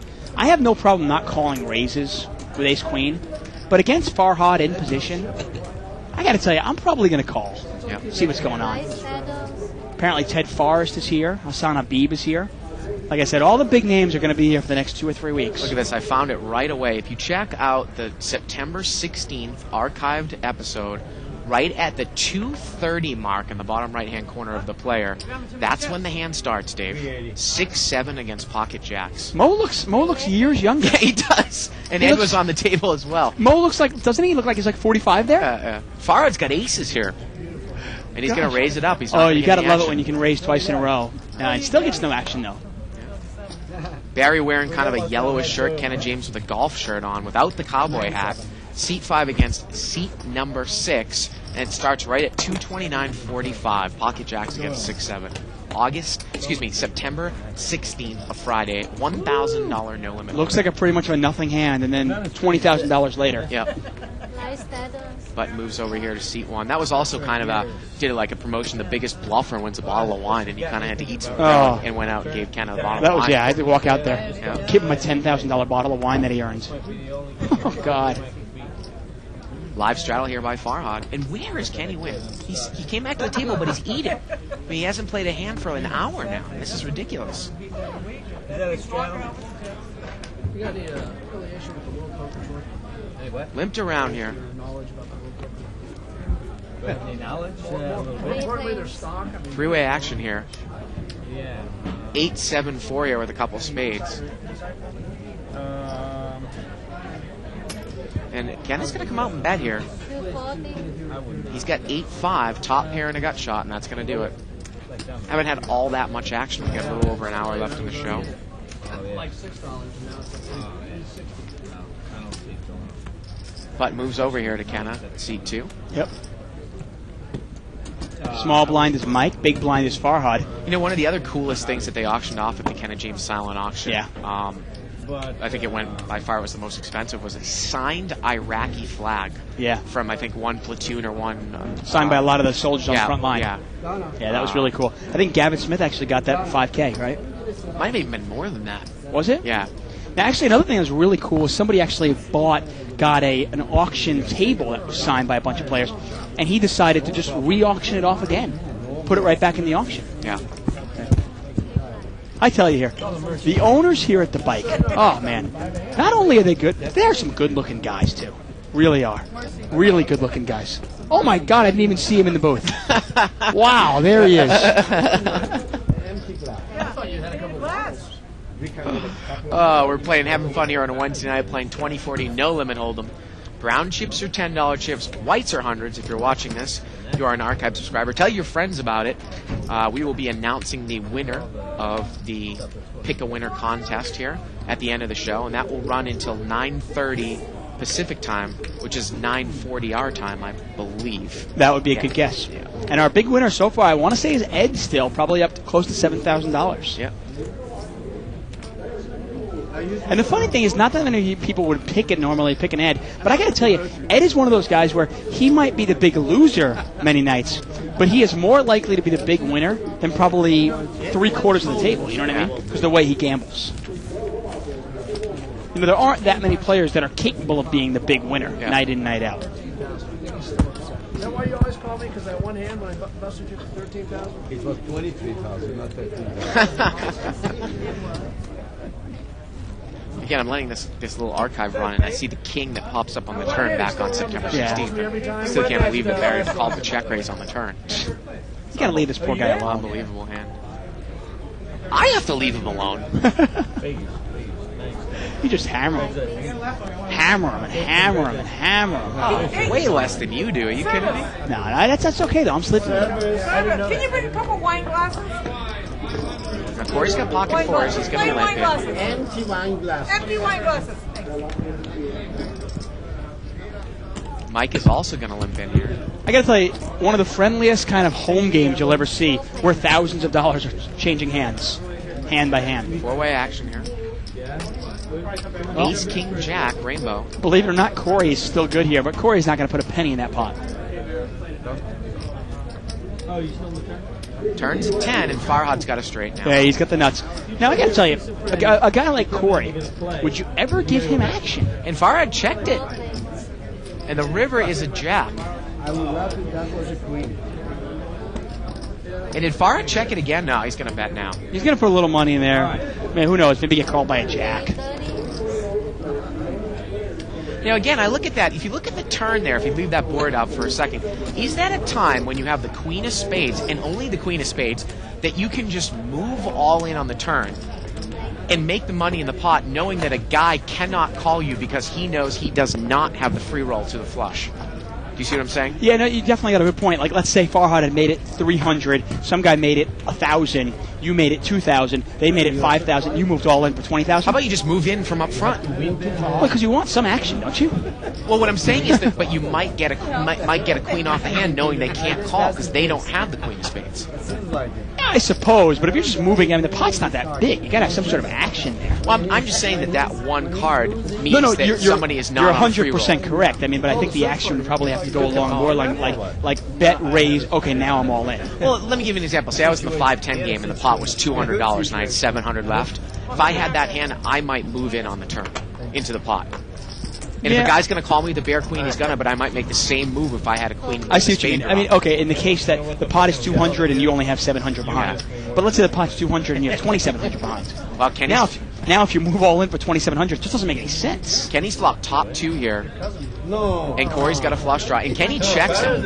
And Corey is going to bet the flush draw. But hey, is it a great move? What if you have the queen of spades and another spade? Right. Then it's a great move moving on because you want that call from that queen. You really do. So Corey has bet here with a flush draw. And let's see what Kenny's going to do. We played the same thing, that we pocket up aces the way I done. Barry's in the hand. We can't see what he has. And Kenny is going to check raise. I think Barry's boycotting showing us his cards tonight. Well, you bet on a flush draw, and now you've got check raised by Kenny Wynn. Now what do? You are in position. 180 more. It's 180 more. Okay. Yeah, what I would say was the King of Hearts is no good, but it's in Kenny's hand, so there's no real chance of filling up. He doesn't know that, though. Yeah. And look at this. Now Kenny fills up. Now, Kenny will often check when he makes it on the turn. Again, a play I'm not a huge proponent of. Yeah, but you got to understand that you're not Kenny Wynn, though. Kenny has to get And now action. Corey makes the There flush. you go. See, Kenny makes a play here because he's making a play Right. specific for himself. The only way Kenny Wynn gets action is he has to lure Corey in there. Now, he bets 500. Now, is Corey just going to call? Yeah, he he's just calls. And I got to tell you, Kenny actually played it to perfection for himself. He got exactly how much money he was going to get there. Right. Because if Kenny put $300 in on the turn, Corey's not going to call. Right. Corey's not. It's specifically Corey against Kenny. Now, would Ed call with a flush draw? Yes, and Kenny should bet then. Right. But Corey's not going to. Corey's going to see the paired board and he's But going what to I'm throw it away. saying is I've seen Kenny make checks like that against Ed. Well, And that's a mistake. And I know just in that case it was against Corey, but he seems to do that thing all the time. And I mean, that's part of the game I don't like. He will. I always bring it up. He always checks the turn when he fills up. I've never seen him bet. Well, he know what he does. I mean, obviously he wants his opponent to catch up, but he has to realize that certain opponents will still chase. Right. And will pay for that, right, Right. to chase. Right. And you want to charge them for it. Because if they miss, then you make no more money. Now, in this case, though, he actually made the maximum off Corey. I really think that. Now Ed raised it up here with Queen Jack. Welcome back to the game. Made it 200 to go. Mike instantly calls here with sevens. 190 more. Oh, Total is 230. Now Corey's got sixes over there. I assume he's going to call now as well. Although he's not that deep though, Dave. I don't even know if he has 2,000 in front of him now. Let's see. Can you eye that? Maybe 2,000, maybe a little less. Yeah, that's about right. Good guess. So 230. It's a real good guess there. So he is going to call. Well, with two players in there, obviously your odds can go way down. Just in case. So here we go. It's about a $600 pot, three ways. How about Queen 7-6? No, total is 230. Total is 230. Come on, Queen 7-6. 190 plus 40. Boogly, boogly, boogly. Boogly, boogly, boogly. Queen 7-6. Come on, give it to me. One time. There we go. Not even close. Ooh, King 10-5, but Ed's open-ended now. Now is Mike going to get involved here with sevens? Ed's going to bet 500 here. Mike's got two black sevens. That's what I mean. You got to pick a better spot than this. Ed bets 500 You got to here. realize though, You he's can mixing see Ed mixing it up against these guys though. Ed is favored with an open-ended straight draw and overcards to the Oh pocket no, pair. definitely. So you got to realize also, Mike's a lot of metagame in the sense that he gives these guys so much action, like Ed and Farhad, that he gets the action that he wants later on from them. Right. I mean, in the long run, he is way up on these guys. You know that. And that's why you like to think you're a metagame on Mike, because you give him so much action, right? Or you It's try the to. reason why I give Mike more action than I probably should. Yeah. I give Mike a lot of action because I know I want the action. Notice how Mike doesn't give action to Kenny Wynn. He doesn't give action to Corey. I don't want to be that guy. Right. Okay? I want the action. I want Mike to keep trying to bluff me. Okay? I also want the action from the other guys too. You have to give a little bit of action, or otherwise, if you play against the regular crowd and they know you give no action, you're not going to get any. I mean, unless you get real lucky and you get pocket aces against Ed, and Ed's just feeling really giving in the moment.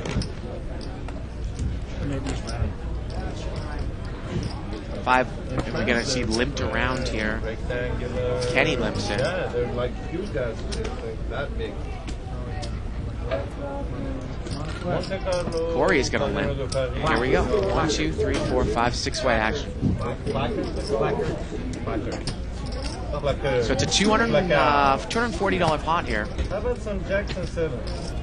Jack 8 deuce, all diamonds. It looks like Ed's in the lead here. Well, actually, Kenny's got him out kicked. Yeah.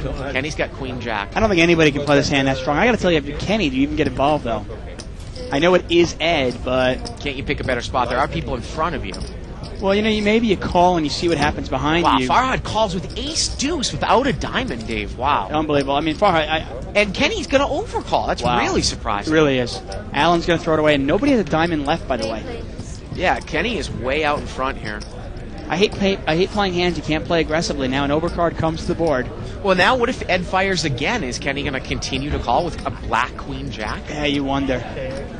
Yeah, but Ed, I think Ed checked it. And is Farhad going to fire? I think. Hey, you don't used to see Farhad No, bluffing at Farhad it. checked it, and now it looks like Kenny's going to bet. And I think he's going to bet once here and probably take a free showdown. He bets 500.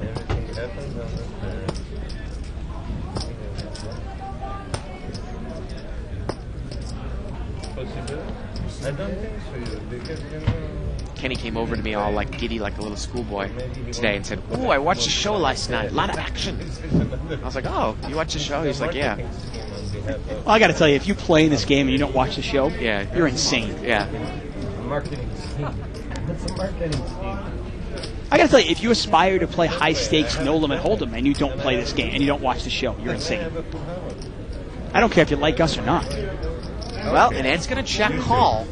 Now, would you ever value bet thinking that Queen Jack is good if Ed just bet on a weak Jack? The river is an 8. Well, now they're going to chop it up. They are. Well, now you might. Now, unless you think the 8 scares you, unless you think he called you with an 8, but I think you got to put him on a Jack here. He's going to put a little bet in here, and as a value bet, Ed is probably going to call. No, I think he's going to try to overbet Ed off of a Jack, and that's exactly what he does in Ed Muxon. I was going to say, I don't think I was going to I wouldn't put a value bet in there. I would either check it or overbet it to get Ed off of a Jack. You know what? You're 100% right there. I spoke exactly too quickly. Yeah. Great play by Kenny Wynn. Got him off of the chop block. Knowing that Ed had a Jack and only a Jack there, and there was no way he could call you. I mean, at worst, he's going to call you. Right.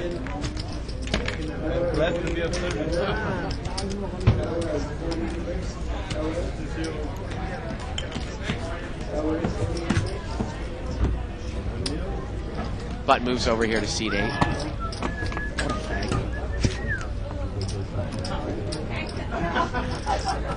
And it looks like Kenna is going to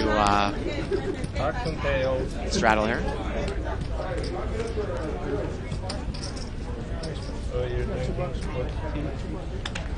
Pocket aces for Kenna James in the straddle spot. It's about time. He hasn't gotten a hand all Let's night. see if there's anything else out here. Well, Allen's got King Queen. And Ed's going to raise. And Mike's got pocket 9s, Dave. Yeah, we could definitely see fireworks here. Oh, this one could be it. I don't think Ed raised. I think he called. Yeah, he did just call, which means that Mike is going to be more apt to raise. Well, and he does raise. Wow, He's gonna make 380. it 300. Oh, this one could be big, folks. Let's see how Kenna's going to play the aces. Remember, now Kenna, both players are very deep. Remember how Kenna got burned that one time? The hand after we went off the air one time with aces. Now, Allen smooth calls this. The pot is already about $1,000. Oh, and is Kenna going to play it? Kenna plays it slow. He just calls. He did not re-raise. Wow. And this pot is going to be $1,400. He didn't re-raise. King 7 deuce. Allen's got top pair. Oh, wow. But the problem here is that I don't know how much action you're going to get from Mike, though. Because now, fine, but you might get all the action from Allen, though. Allen's going to come out and bet here. He bets 1,200 with King Queen. A lot of times he would check call there, but I don't even know if you know where you're at if you're Kenna now. I mean, well, I think you got to find out, though. Yeah. I think you got to find out. Now, can you just call this? I mean, is it a big enough bet that you could just call? He does call. Thinking a $1,200 bet, can anybody call behind this without something now, pretty the funny big? thing, you say that rationally, no one can, but I wouldn't be surprised. Ed's got a piece of it. He might overcall, and he might break or take a big portion of Kenna's stack if he spikes 2 pair here on the turn. Definitely. A lot of cards that Ken has got to dodge here. Now, Mike is almost definitely going to fold. By Allen betting out, you pretty much know Allen's got a king, right? You know that. It's a no-brainer. Wow, Ed folds. There you go. Well, that makes it a lot shape. easier now that Ed is out of there. Kenna is in great shape. Now you can start thinking, what would Allen bet with? Allen's got to have a king. Does he have ace, king, king, queen, or king, jack? $3,000 pot that turns a queen! Unbelievable. Oh, man! And Allen's going to bet out again. Well, okay, now let me ask you this. If you're Kenna, you got to start thinking, what could Allen have? What does Allen have? Could he have king queen? I mean, it's got to be in your mind there. Remember, it's a raised pot. He's only betting $940. It's a $4,000 pot. Kenna makes a quick call, and the river's at 10, and Allen's going to win it with king queen. First position with king queen. Nice play. Oh, it's just tough there for Kenna. Wow, Kenna shows the aces. I got to tell you, though, I mean, if Kenna had re-raised there, obviously Allen wouldn't have been in the hand. I don't usually go with that mantra of, oh, he should have re-raised, but usually you want to thin the field out a little bit with 4 or 5 people in there, right? Yeah, you wonder. You know, the only thing he's probably thinking, though, you know, he's real deep there. He's 17,000 deep. Yeah. You wonder if Kenna wanted to play it a little slow there. It's only 1 pair. He is out of position. If he makes it 1,000 more, does he give away the strength of his hand? You know, and there are players behind him that can break him. Does he want to give away that information? I don't know. Well, the only thing that I'm thinking, though, Dave, is that if it's Mike who's the raiser, I think it changes everything. Because I think Kenna can put in a gigantic re-raise. And Now, you might think you don't want to play a big pot out of position against Mike with aces, but would you want to? Would you want to make it look like you're re-stealing with aces and try to get it heads up with Mike? Okay, go for I broke understand what with you're aces? saying. You've got to be aware, though, the fact that when you're that deep, 17,000 deep, Mike's made it 380, right? Okay, so let's say you make it 1380. Okay. Now Mike calls. Oh my God. Are you prepared to go broke with pocket aces then? Right. Because you're out of position. The only thing is I've seen a lot of good players, Scotty Lundgren, Phil Locke, play aces out of position somewhat cautiously. Right. Especially when they're really deep. Really, really deep, I'm saying. Now, hey, if Ken has got $5,000, it's a no-brainer. You make it 1,000, and if you go broke, you go broke. But he had 17,000. I'm just playing devil's advocate there. I'm not sure. I don't know if it's necessarily the right move or not, but there's definitely, two ways to skin a cat. I paid what she told me to pay. I know. She was erroneous in her statement. Okay. Got an email here from Steve Desninger. Says, I don't know if anyone sent this in yet, but the 4 will play on a board with ace-4 of ace XX 3-3, where XX is any pair. And that's true against ace-deuce. If it's a double-paired board with an ace, the 4 would play. You're running good, right, Alan? You're up against 10s and aces, man. If that was another pair there with the 3-3. So, because it would be aces and say aces and 8s with a 4 kicker. If there's a lower pair to the other pair on a double-paired board with an ace. Thank you very much. That is a rare situation. And that's probably why I'm playing back. And I got to tell you, Steve, I think that we are going to give away to you the first bobblehead that we've given away here. The Doyle Bunchland bobblehead. If you email us in with your information, thank you for emailing us. You'll get this nice little Doyle Brunson bobblehead. Steve Denzinger. 340, 240. Allen is going to raise it up here to 240 on the button. He's got pocket 10s. Well, usually he doesn't raise, but he is going to raise with 10s here. Usually just aces and kings. We're going to see 4-way action here. It's a $1,000 pot. Well, 3-way action. Corey dumps it. So here we go. Queen 10, Queen Jack, and pocket 10s. And the Jack comes out. And deuce. And deuce. And Barry here has top pair. Okay. Not a really bad flop for 10s. And Barry's going to check it. Barry's going to check it, and Allen bets. I got to tell you, though, I don't know how you get that much involved here with Queen Jack against Allen's raise. And Barry might muck here, and he is going to muck, and I don't mind the laydown. Against Allen's raise, I don't mind it. And Ed has got a gut shot with an overcard, and Barry might be sick here when he turns over the hand. The turn's an ace. When I woke up this morning, really? Ed checks. I've been rubbing it, that's why. When I woke up this morning. And Allen checks. Here we go to the river. And the river's a 5. Is Ed going to bluff at it? Nope. Check. And let's see if Barry gets pissed off here that he loses with Queen Jack.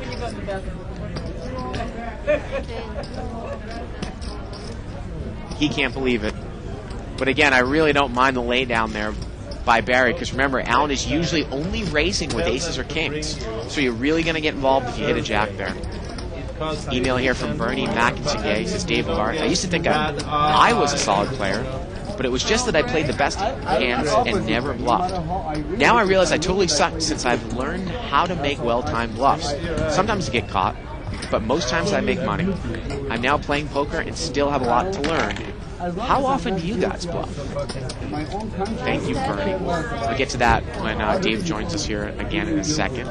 You know, I got to tell you, I personally do not bluff all that often. But if you are going to bluff, it definitely needs to make sense. And you need to be picking the right player to bluff. You cannot be bluffing calling stations. It is suicide to bluff somebody who is constantly calling. I would not try to bluff Ed. That would be suicide. Live straddle here by Mike.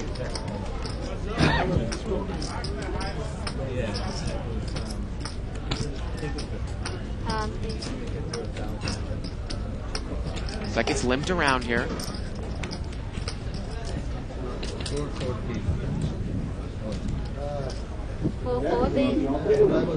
And Ed is going to raise here with Jack 7. He makes it 400, and Mike calls with King 10.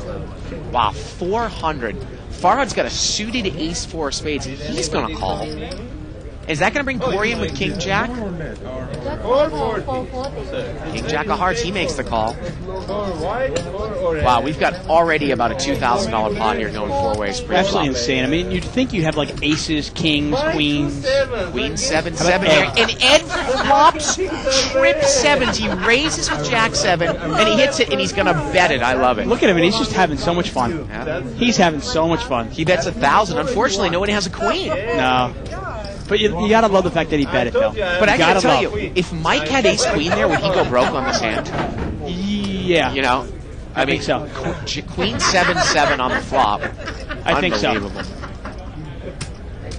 Wow. Yes, thank you. Unbelievable. Look at Mike. I mean, it's almost sickening. Yeah. Queen 7. You know, Mike puts his hands up like it's never happened to him. Like he's never raised with 10-4 and it comes out 4-4 ace. Right. Button moves over. I mean, if you raise with enough crap, eventually you're going to hit it. I'm a bit on it. Queen 7. There's a saying, obviously, if you play any 2 cards all the time, eventually you will flop the nuts with it. Now this is interesting because Corey's got ace, jack of diamonds, and Kenna has an ace. So I wonder if Corey limps, will Kenna raise, and will Kenna get into trouble if he hits an ace? Let's see how this one plays out. I can't tell you what I have now because then I cannot keep a straight face. And Corey's going to raise first. Now, he's got Ed in really bad shape too because Ed's got diamonds also. Yeah, see, Kenna's not going to call a raise with ace 4 offsuit. No, but I thought maybe he would raise on the button with it though. He'd sooner call a 4 deuce, right, or 5-4 than ace 4. And Ed calls. And if we see diamonds here, we can see fireworks. Once again, we're live at the bike. I'm David Tuckman here with Bart Hanson. You're watching 2040 No Limit Hold'em, unrestricted buying game. We got over $80,000 on the table. That's right, $80,000. Here we go. And there's the ace. There's the ace, and that's what I was going to say. If Kenna was in there, you wonder how involved he would have gotten. Yeah, Kenna's a pretty smart guy. He knows. I mean, I'm going to give him some credit there on a weak ace. Ed checks. Corey bets 300. And you imagine Ed's going to throw it away. Yep. And Ed is really enjoying himself tonight, and that's good to see. He's actually done quite well over the last few times he's been on the show, Dave. You know what? He used to be loose and somewhat passive. Loose passive, which is obviously the deep. Oh, you might as well just awful. You might as well just put him out to the slaughterhouse. You know, if you're loose passive, that's the worst combination you can. That's what Alan used to be. Yeah, loose passive weak. I mean, it's just the worst combination you can get. Now he's loose, aggressive, maniac almost. Who, Ed? You mean? Yeah, and Alan's kind of turned more towards weak tight, which is not better. The way that you want to play, but it's better than weak passive. Or no, loose weak. Loose weak, yeah. Loose weak.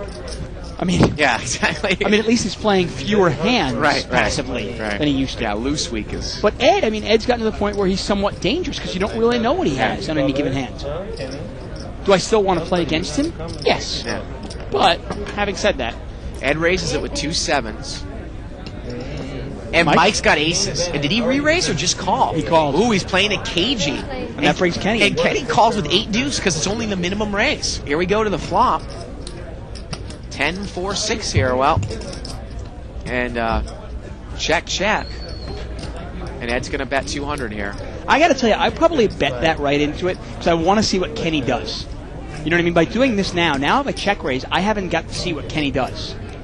And obviously he's backing out of it. But let's just say, for example, Kenny at 10-4. You don't know that. Well, Mike check raised to 500 and Ed calls. Here we go to the turn. Oh! Turns a 7. It's a club. Unbelievable.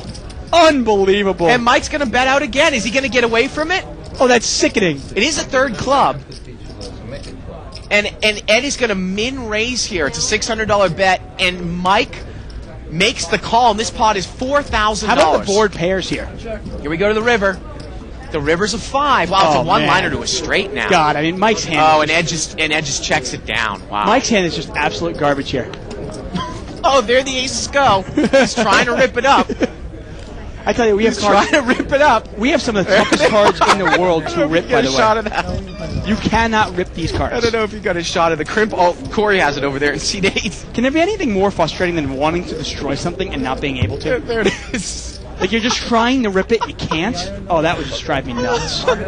Another setup coming in. Once again, do not try this at home. If you play on the internet and you go to your local casino and you get a bad beat, don't rip the cards up because the floormen will escort you out of the casino. Okay? Anybody wondering why we don't have those barcode readers on Live at Mike? That's the reason why. Mike has kind of earned the privilege to do that, I'd say, once a show. But it's a privilege that did not come cheaply. Okay? Well, my question was that if Ed check raise, if Mike check raises there, and Kenny puts a lot of heat on him, and you might defend Mike, I like Mike's play. Oh, we got the aces here. Oh, this is great. Oh, seriously, try to rip it. Try to rip this card. These are indestructible cards. You cannot rip them. Yeah, he was trying to. See how they're all You cannot rip these cards. Yeah. Literally, Mike is a big guy, okay? You're a big guy, too. You cannot rip these cards. You can light him on fire, though. I think you just hit Isaac in the head. That would be great if Mike took a lighter up in the middle of the table. Just burned it. Oh, that would be great. We might have to stop him there. Did you get to Bernie's email? I did. I just want to say one thing to me, because I said that I used to think I was a solid player, but it was just now that I realized basically that I used to suck. Yeah. I got to tell you, every day I play, I realize how much I sucked yesterday. Right. Because every day I learn something new and I go, God, I sucked like 6 months ago. I sucked 3 months ago. Now I'm so much better. My question to you was, if Kenny puts a lot of heat on Mike, I've never seen Mike lay aces down like that on a non-say straight or flush board. Yeah, you wonder. You really wonder. If the board had come out you might like say, we'll we'll get away from it, but... no, I don't know if he would have got away from that or not. But honestly, and that will continue happening, Bernie, as your game gets better, you will realize how bad you are today, 6 months from now, hopefully. 6-6 dupe on the flop. Kenny's got pocket nines here. And look at this, our own Ray. And I challenge anybody. Ray's a big man. Ray is strong. Ray cannot rip this card. Don't bite the damn thing. That's a dirty card, man. You don't put that in your mouth. Turns a 5, and now Kenny's going to bet. It went checked around on the flop. And Mike has picked up an open-ended straight draw here with 7-8. Hey, look at this. Now Ed is going to raise. Ed's made a straight. He hit the gut shot on the turn. Mike calls, and Kenny is pretty much drawing to a full house. How about if a 9 comes? 6 or a 9? What if a 9 hits? Wow, if a 9 comes, Mike would have the straight. Mike has a straight, Ed has a straight, balls. and Kenny would have a full house, and we would see about a $30,000 pot. Now, Kenny he checked the flop. Is he going to re-raise the turn? It's a big mistake if he does here. No, you can't re-raise this. He checked the flop. It was limped around. And he is just going to call, and this pot is about 1,500. I got to tell you, if a 9 falls, we're going to see craziness. Well, the river's a king, and Ed's got the goods here. He does. Once again, Ed has it. Check. And Ed's going to bet again. He bets 800. And is Kenny going to make this call? Now, maybe Ed slow played a 6. Remember, got checked around on the flop. Oh, definitely. I mean, you can't beat the 6, you can't beat 3-4, and that's it. Everything else you can beat, you assume, with 9s.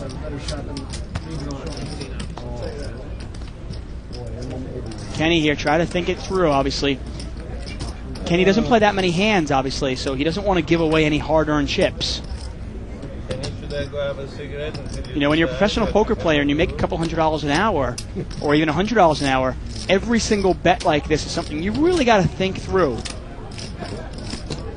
And he is not going to call. Nice laydown by Kenny Wynn there. Real nice laydown. Wow, that 9 really would have been the gin card, Dave. Oh, if a 9 comes... Mike's losing all his money. If a 9 comes, not only is Mike losing, but Ed might lose. Yeah. I mean, what, is the 9 really going to scare me? Kenny would almost triple up there. I mean, that could have been the makings of a $20,000, $25,000 pot. Oh, it could have easily gone bet, raise, re-raise, I'm all in, I call, well, shit, I call too. Right. Button moves over here to seat 6. Because you know Ed's not going to get away from straight, is he? Press read. Even though it's the third best hand. Press what? Read on the right side, top upper right corner. Now, the other thing, too, is I don't know if I would call Ed's raise with aces, just call in the blind, because Ed's coming in there with any 2 cards. Yeah. I want to re-raise for value. No, you have to raise Ed. I can't believe Mike just called pre-flop with aces. You got to realize also, if Mike was paying attention earlier on, Kenny played aces really, really hard against Ed, and Ed didn't care. Right. Ed paid him off anyway. Right. You also have no idea where you're at because Ed is raising with any 2 cards. Trish has raised it up here with ace-king. And I got to tell you, I kind of feel like I'm back finally. I was kind of low energy the first couple of days after coming up being sick. 200 more to Hey, you. play me if you have, okay? Barry's showing the table something that Hav sent, like a tea bag or something worse, Barry said. I said, don't even show it to me. Two dogs having sex, I guess. Wow, and Allen calls out of I got to position tell you, man, with King Barry Jack. Woods. That's just class. Pure class. Well, Allen's open-ended. It's a 3-flush board here. Oh, man, a terrible flop for both players. It really is. I don't even think Allen's going to get involved If here. Allen bet there, I'm sure Trish would have just folded. But course. that's something Allen does not have. Yeah, that's the one weakness in his game. Well, one weakness in his game. That One of a few. Right. Yeah. But definitely one of them where when he's betting or when he's raising you, generally speaking, he always has it. It's not on the come. It just gives you way too much information. So which one do you have now? I got to tell you, I think Ed is probably up close to $9,000 now, isn't he? Yeah. Naughty queen. Got about 25 minutes left in our promotion. So, Ed. Because I got a few hearts. Button moves over here to seat 7. By the way, Kirk was actually going to be on the show tonight, but he lost $4,200 before the show even started. That wasn't the same Kirk. Oh, really? No. Yeah. That was the guy that check raised me on the river yesterday when I had quads. Same guy. So we're talking about a good player here. Real good player. Yeah. Let me check raise my opponent with quads. Yeah. And then he couldn't call your re-raise for like $200. Yeah, it was a $4,000 pot. He had 200 left. He didn't call. Right, so he's getting 20 to 1, so which means he had nothing. Which again, Complete bluff raise. which again goes back to show about how you play it hard. It's more deceptive than slow playing it. Of course. Not even a question. Yeah. We know that. Yeah. I mean, tonight I've actually been advocating a little bit of slow play here and there, but that's only because I've seen quads, flop, tot, full house. Yeah. Wow, Ed and Mike here, King 6 against 10-4. You like it? Hey, if there's ever a flop slow play ace king in a tournament because you want to get somebody's chips, this might be the kind of flop. Huh? And Mike's going to bet It's 400. going to hit, but you're going to get very... And he's going to take it down there. Tell him put you on the board on the list. You were just talking about Yeah. slow playing and fast playing, and I had a thought. And then it run away. It just ran away. I hate that. I hate that. Butt moves over here to seat 8. But once again, I mean, you Oh, talk about I it. remember. Go. GSN high stakes on Monday night. Doyle Brunson raised with 2 kings. His heads up against Negrano out of position. The flop came King 6 deuce. I think Negrano was in there with something like deuce 4. Brunson overbet the flop by something like 1.5 times with top set, and Negrano called with like a pair of deuces.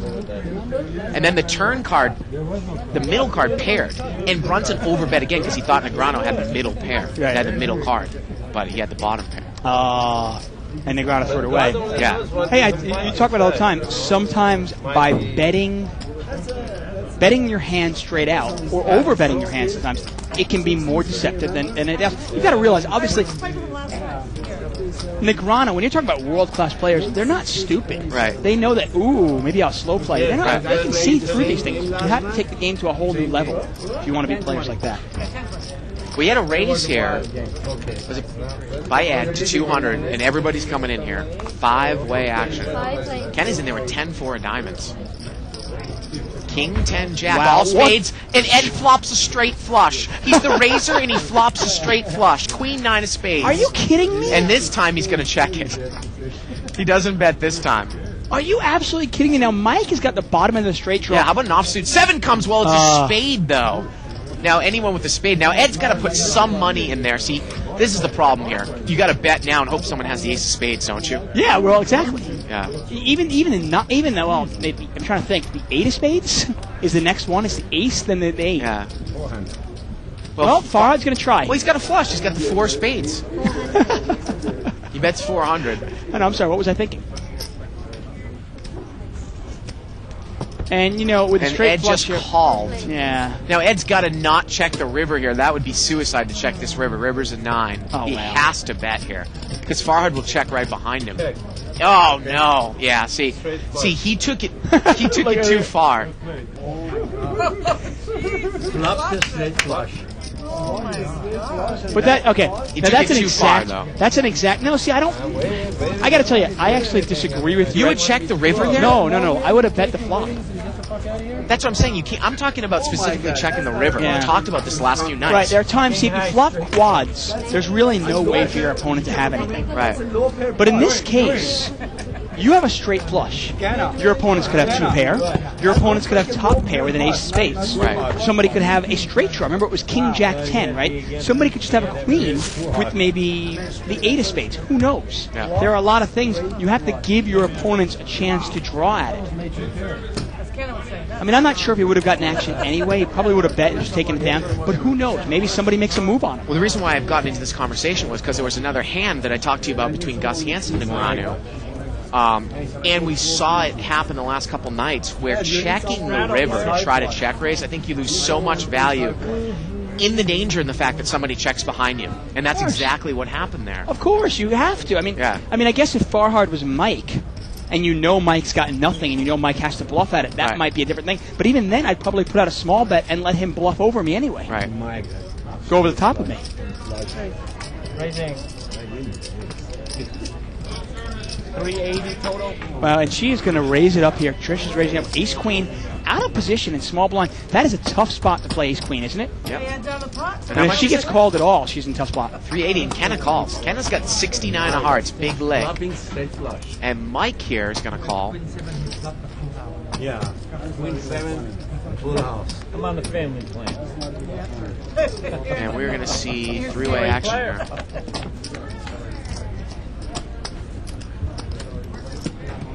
Well, Ken is at the best hand here. Trish is going to bet, but are you in there with 6-9 to hit this flop? Well, he's only got middle pair. Yeah. Well, and you're not you're not thinking she has a 7. Remember, you're not scared of the 7 here. Yeah. Now, sometimes I do think Mike kind of plays it differently. Now, this would be a garbage gut shot, by the way, because if you hit the 5, an 8 would be a higher straight. Exactly. Now, sometimes I think Mike plays it differently, though, when his mom enters the pot. I really do. I mean, I almost feel like he's in the pot to protect her.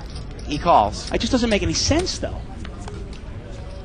Turns a queen, and she spikes the queen on the turn. Yeah, she does. And why not continue betting it? You've been representing an overpair. Well, now you've gotten there. Why not keep betting it? Wow, she bets 1,000. And is Kenna going to make a move here? Those brown chips are $500 chips, by the way. You don't often see them. He's got a stack of them. I like them. They're pretty chips, aren't they? And he is going to make a move here. I'm pretty sure of it. Here we go. Raise 3,000 total. Makes it 3,000 total. And Mike's quickly out, and Trish is put to the test here. Yeah. What did he call me with? Now remember, would he be in there with 7-6 suited? Yes. Would he be in there with 6-5 suited? Maybe. Those are hands she cannot beat 7-6 right now. She also can't beat a set. Now, does he have aces or kings? Well, he could. You never know. Well, the problem here, though, is that if she makes this call, she doesn't have enough money on the river to be bluffed off. She's not that deep. This is it right here. He knows if she calls him here, he's going to have to catch a 6 or a 9. Wow, and she calls for chips, and I think is she going to make this call or is she going to push? And she's got to really decide. This is pretty much all her money here. She's awful close with that chip stack. It's almost in the pot. Kenna clearly represents. Wow, and she's going to make the call, and this pot is almost $7,000. Kenna needs help here on the river. And the river. And the river's a deuce. Does not help him. Well, and at this point, I think he knows she cannot be bluffed out. Maybe he should just give up here on the river. Yeah, and I got to tell you, if I'm her, I probably check it, and if I'm him, I probably check as well. Yep, check. Ace Queen's going to win it. Kenna is out of there. And you know what? A lot of people will be like, why doesn't he fire one more time? You know what, though? That's a professional poker player. He made a move on her. He tried to represent 2 pairs, trying to represent maybe a straight, and she didn't buy it. You know what? The pot is already $7,000. He knows there's no way she's going to fold for $1,000 more. Yeah. There's no way. So why not save $1,000? And interesting post here by Jive Dadson on 2+2, quoting Dave Tuckman. Every day I play, I realize how much I sucked yesterday. Is it too big a leap to consider the possibility that you still suck today? No, it's not, exactly. Well, that's the thing. I mean, that's the one thing that I love about poker is you continue to learn each day. Every single day I play, I'm learning something new. Hey, no, I think the day you stop learning as a human being, you're done. And the day, if you want to take that to poker, it's definitely true. The day you stop learning as a poker player, hey, you might as well just hang them up.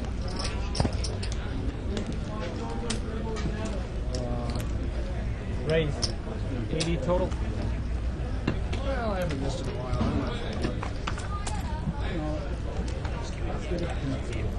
It's up. Kenna's got pocket kings here. And look at this, Mike's got 7-4.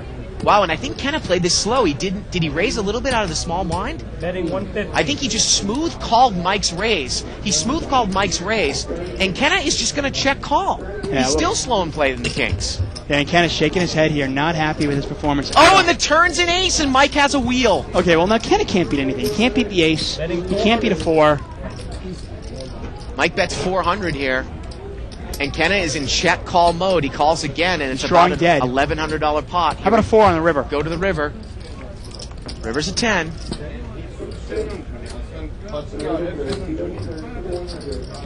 Kenna checks again, and Mike is going to bet 800 here.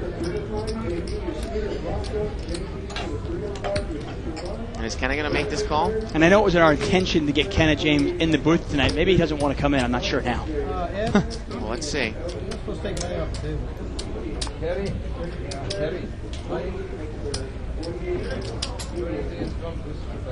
No pushing. You can't take money off the table. And Kenna can only beat a bluff here. That's all he can beat.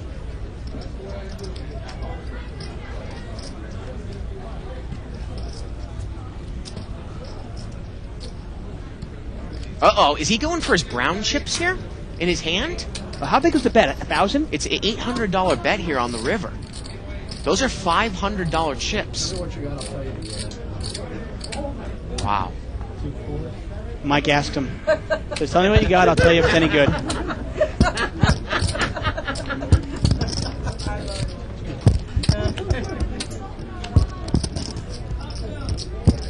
And Kenna makes a crying call, and Mike's going to turn over the straight. Wow. Kenna slow played those kings and might hit the gin card there on the turn. Yeah. You all with 4-7. Wow. Nobody has to say anything, you know. And look, and Farhad correctly pointing out, if anybody else called you with 4-7, you would have been giving him the riot speech, sir.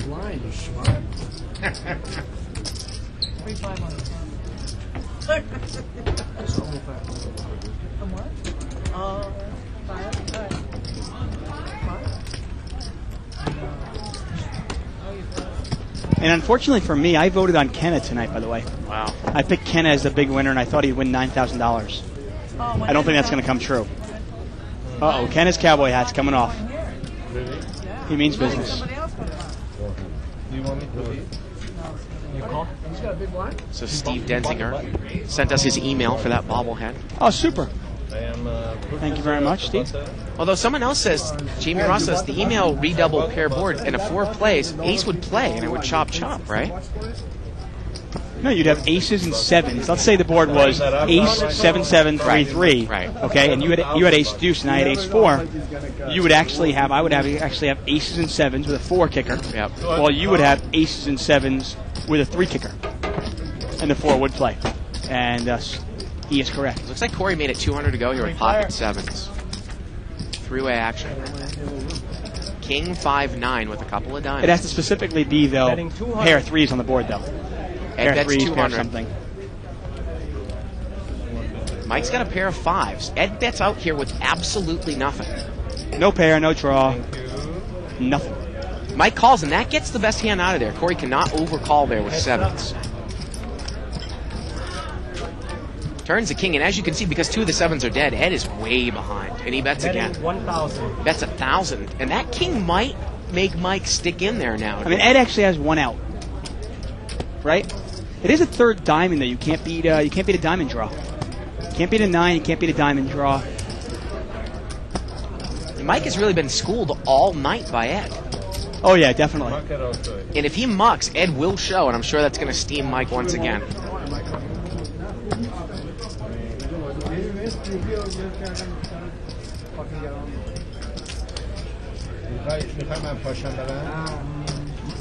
And Mike says, "Show me 1. Maybe I'll call you." And Ed goes, "Ed, think of it. I can't call you 1. I can't show you 1." Wow, look at that hair. Yeah, that's what I used to look like when I was in high school. That's what happens if I don't cut my hair. That's what happens to it. It becomes Fro Tuckman. I get the Jewish fro. It's a $1,000 bet here by Ed. The pot is about 2,600, 1,000 for Mike to call.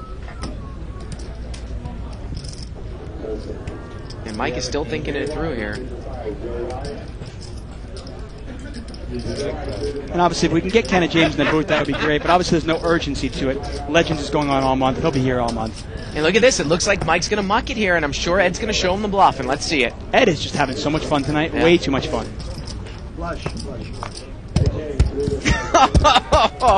Mike took a quick peek at the cards. And look at Alan. Alan goes, what, he had a flush, right? I know it. I had a read on him. Alan, I'm so mysterious. No, I didn't make 600. 110. Why? It gets to me, it becomes 110. Button moves over here to Ed, and I think the next chip count, that's going to conclude our Pick a Winner promotion. Is it? Wow. Yeah. Fabulous. I'm going to do better playing in the dark. Get Ed's final chip tally there. I'll play Pretty the sure dark. Ed will be the big winner tonight. Everybody muck your hands with me and Ken, I want to play in the dark. Well, here we go. Wow, look at that. 81,000 on the table. Unbelievable. Ed with 21K. Yeah. Remember, Kenna bought in for 20. Not a good night for Ken at all. Let's see how they're doing. Yeah, there it is. Ed, our big winner. Ed at 11,000. Trish at 8,000. Well, Trish just won a huge pot off of Kenna. Yeah. Remember that.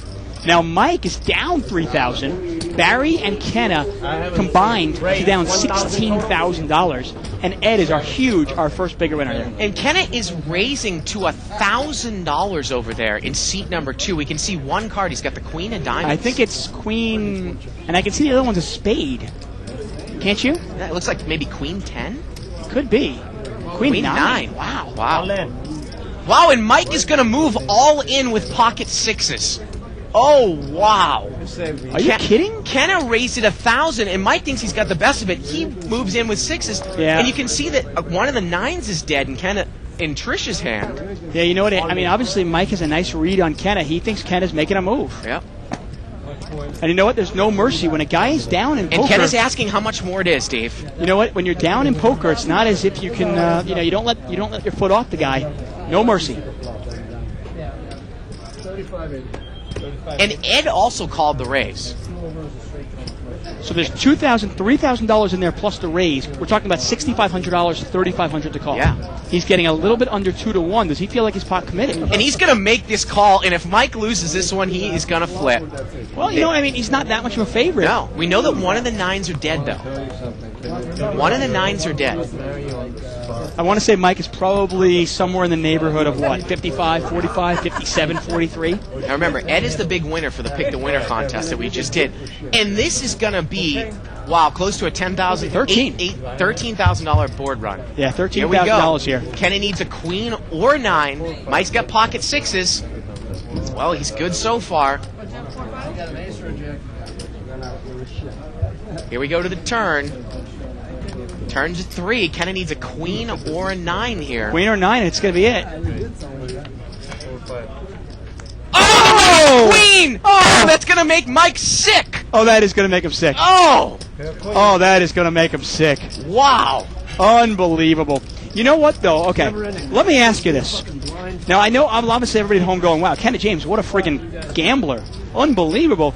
Let me ask you, though. The pot is $6,500. It's $3,500 to call. Right. Do you find yourself almost getting 2-1? Are you pot committed there? Almost, even if you just got one overcard, it's real close. You know what I mean? Unless you're up against an overpair. Right. Even if Mike had ace queen, yeah. You're really only about a 3-1 dog. And we are getting word that we have a winner in tonight's contest. It is Jason Simon. I don't have the total amount of what he picked or where he's from, but he is our winner. He picked Ed. He was like the closest one. Yeah, he was the closest one to 11,000. I think he picked something like 12,000, and he is going to win $250. Congratulations, Jason Simon. Rock and roll. Congratulations. I got to tell you, man, $14.95, right? And obviously everybody that's watching this is an archive subscriber, so I don't have to sell it to you. But $14.95. Now, Jason Simon has basically paid for the entire year. Yeah. Actually, I'm sorry, more than the entire year. In one night. And we're going to continue doing this because our producers are crazy. Seriously, it's almost like 2 free years. It's absolutely insane. And Mike is down almost 10,000. The funny thing is you and I don't really get paid anything, and I know Ray and Isaac and Ronnie get nothing. You wonder where the producers are getting this money. Well, here we go. Four-way action, $200. Ace, Jack 3 here with a couple of spades. Well, Mike's got King Jack. Oh, Ken But has got look at an this. ace. Ken has got Ace 3. He's got aces up. Ace 3 here. And Barry, let me ask you this. Wow. Do you think maybe Barry's just being a little impatient? Barry's going to come out and bet $900 into an $800 pot, and Ken has got aces up. Let me ask you this. Wow. Do you think maybe Barry's just being a little impatient here? Remember, he hasn't had a hand all night. He's had crap luck all night. Nothing's going his way. And Ken makes it 3,500 with ace 3. Mike is out of there. And you know why he's making it 3,500? He thinks Barry has an ace, and he doesn't think Barry can get off it. Yeah. Remember, they've had a monumentous hand. And Barry here, you know, just a little bit impatient. He didn't really want to wait any longer. Well, you know, good for us, because I think we probably will get Kenna back in the booth. We didn't want to ask him, because now he's won a couple of pots. Well, now he's running good, though. Do you want to get him in here? We're going to ask him maybe in a couple of hands. And is Barry coming in here? Is he going to come in with Jack 9?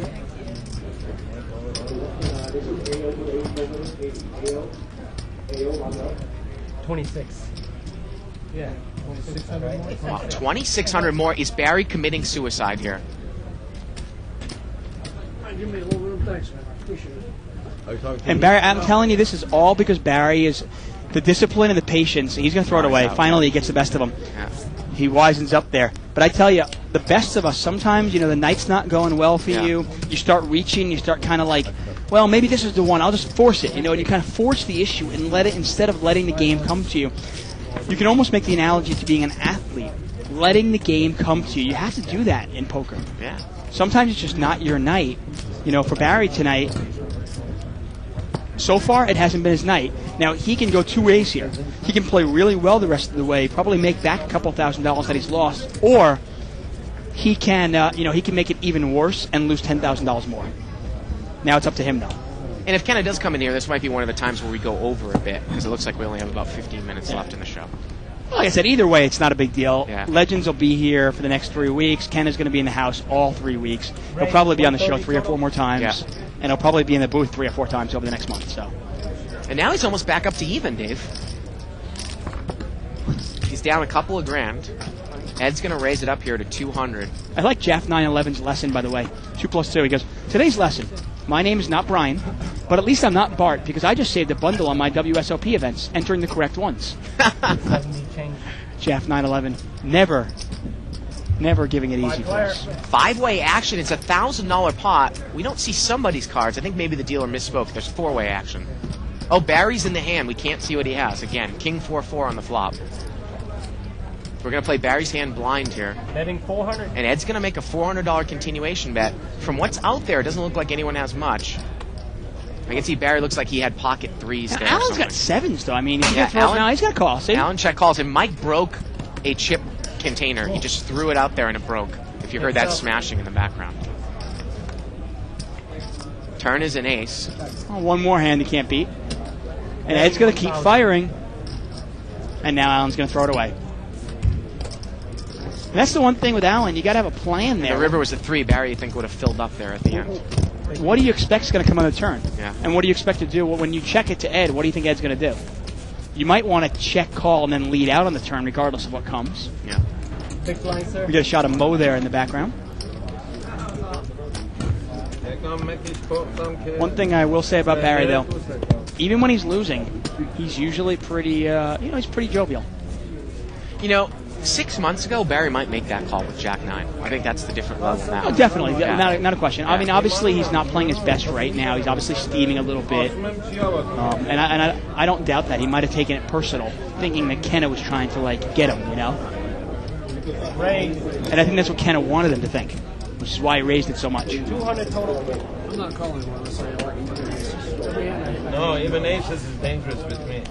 that was a good one. I think we're getting word that Kenna at his blind is going to come in here for a bit. Okay, that's cool. Just go finish up the show that way. Otherwise, I wouldn't call.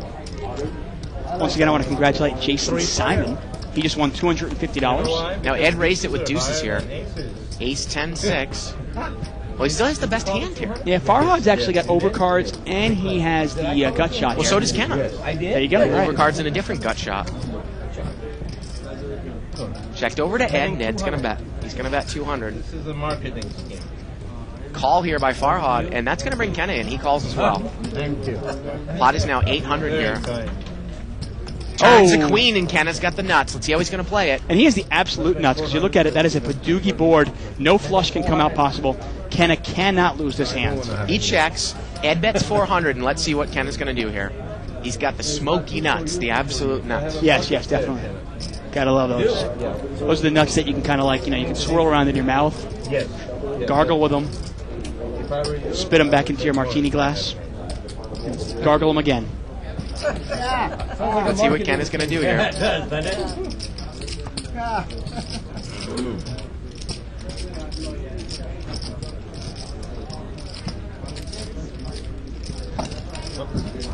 Isaac telling me what happens in Vegas stays in Vegas. We got to build the pot up at some point here, right? He's going to check raise. Wow, he just calls again. Now what is he going to do on the river? How about a deuce on the river? Oh, it's a 3. Wow. Almost. And now I guess he's going to check call the turn and now bet the river. And he bets 2,000 here. Now, I got to tell you, I don't really necessarily like the way that Kenna's played this hand, and I'll tell you why. Because I think if Ed has an ace, he doesn't go anywhere, and you get to build more of a pot if you check raise the turn and then bet big on the river, right? If he has nothing, he's got nothing. Yeah. Now, he might come and say, well, he didn't have anything. I had a read on him, and what if he caught the deuce on the river? Ace-3 channel? Yeah, no, of course. Hey, there's always, you can make an argument for every case. Yeah. But I happen to agree with you in that case. I guess he didn't want to scare him off of a weak ace, but I don't think Ed's going away with a weak ace. And Kenna, after after pretty much donking off some chips to Trish, made himself a nice comeback. And we're actually going to be trying some new technology today when we get Ken in the booth. Yes, we're actually going to get a third microphone in the booth, so you and I can actually hang out in here with Kenna. And this is especially in here for Legends. Again, this guy, James Ross, if you have an ace-4 and the board is ace-7-7-3-3, your hand plays over ace-deuce, right? Aces and 7s with a 4 kicker, right? Yes. Yeah. You are correct, Very. sir. Sometime this year, please. Well, Alan's got pocket jacks here. Oh, you... Raise. And he's going to raise it up. He's going to make it 300 to go. Total. It's going to be interesting because you're going to have to pull over here and Ken is going to move in the back. Well, like I said, we're definitely doing a little experiment on the run here. We always like to try to new things here at Live the Bike. So now Ed is called here with 10-8. See how it works out. Yeah, 340 total. 300 more. Our technological team always adding new stuff to the pot. Farhad is called. And we're going to see 1, 2, 3 three-way action here. It's about $1,000 pot. I think Isaac's going to kill me. Shut the fuck up. Thank you, Barry. Get the rest of my player. Thank you. Three-way action. Well, King deuce 7, an overcard here for Alan to his jacks, and he checks it. And that's the part of Alan's game. He just, okay, well, I didn't hit a jack. There's a king out there. I'll just check and fold. I check.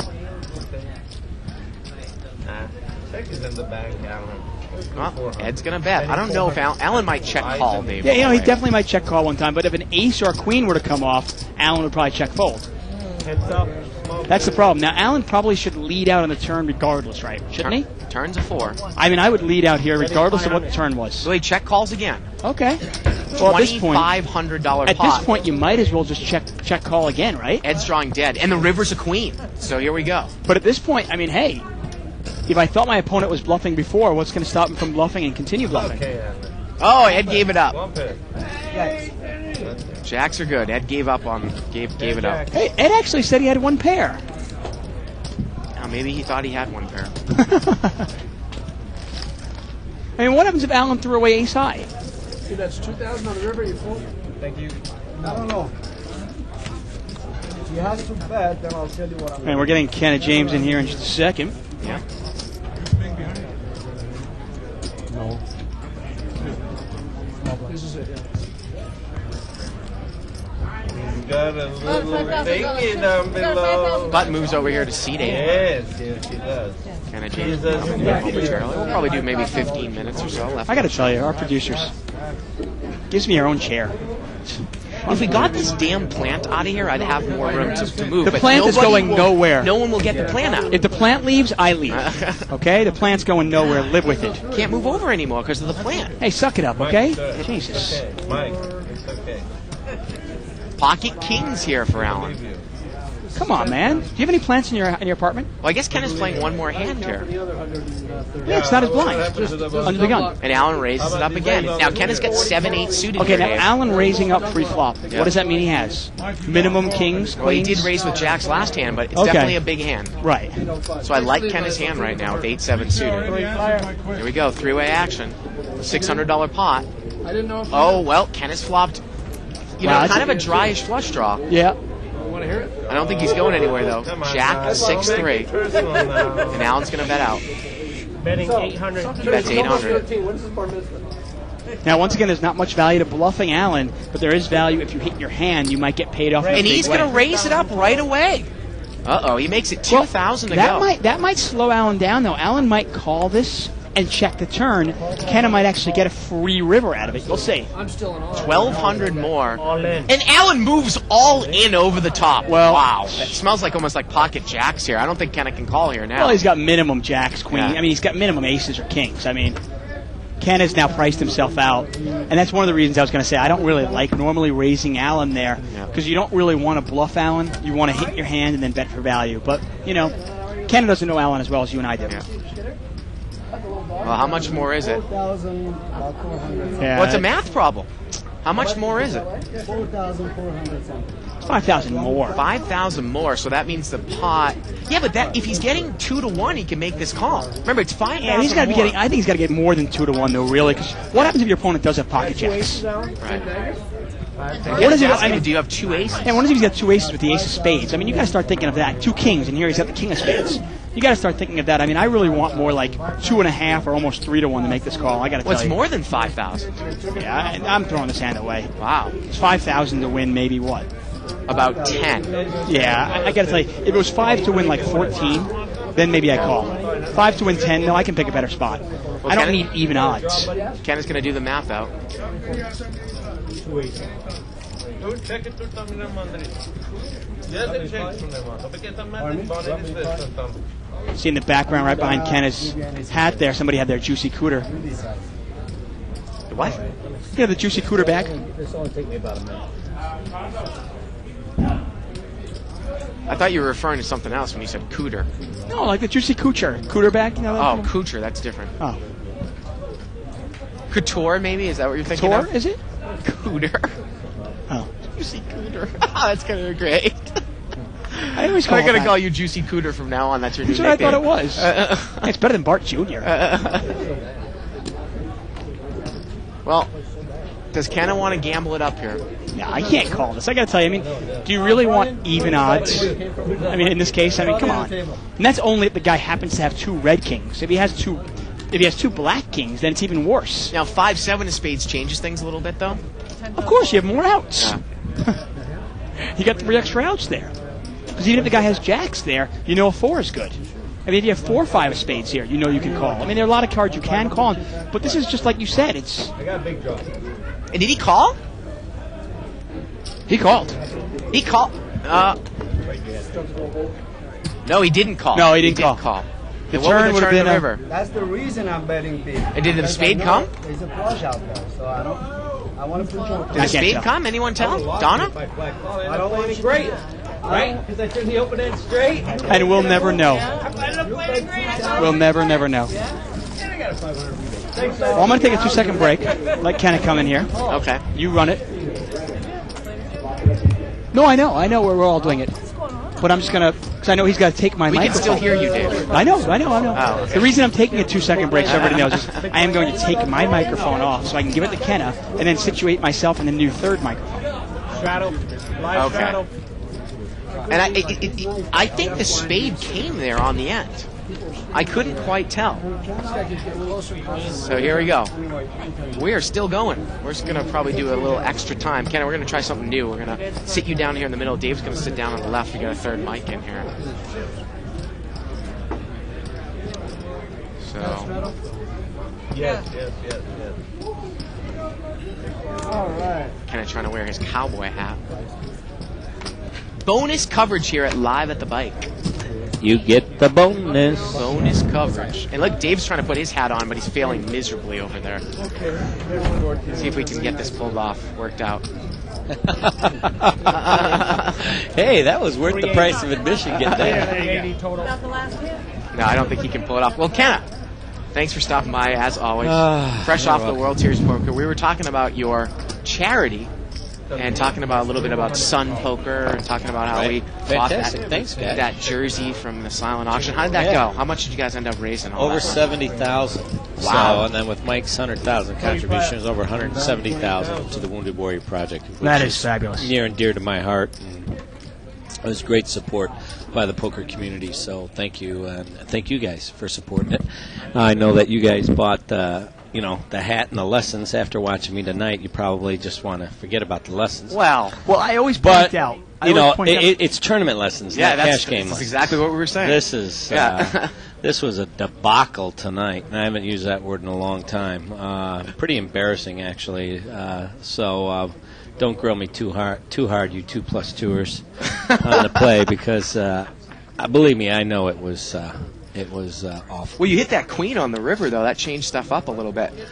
Yeah, well, I'll tell you, there is a secret. Okay, when you're playing bad and running bad, play against the guy who is running worse.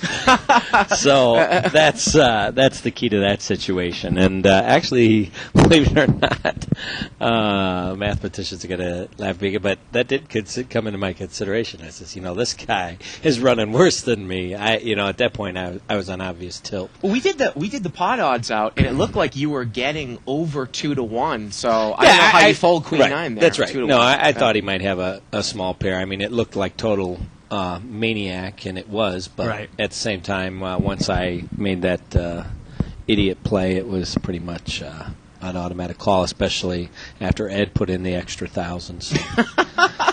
So Ed's game that what time was? It's all relative. Yeah. I'm only curious. Now, you sit down in the game, right, and you're thinking, okay, 20-40, it should be pretty rational, right?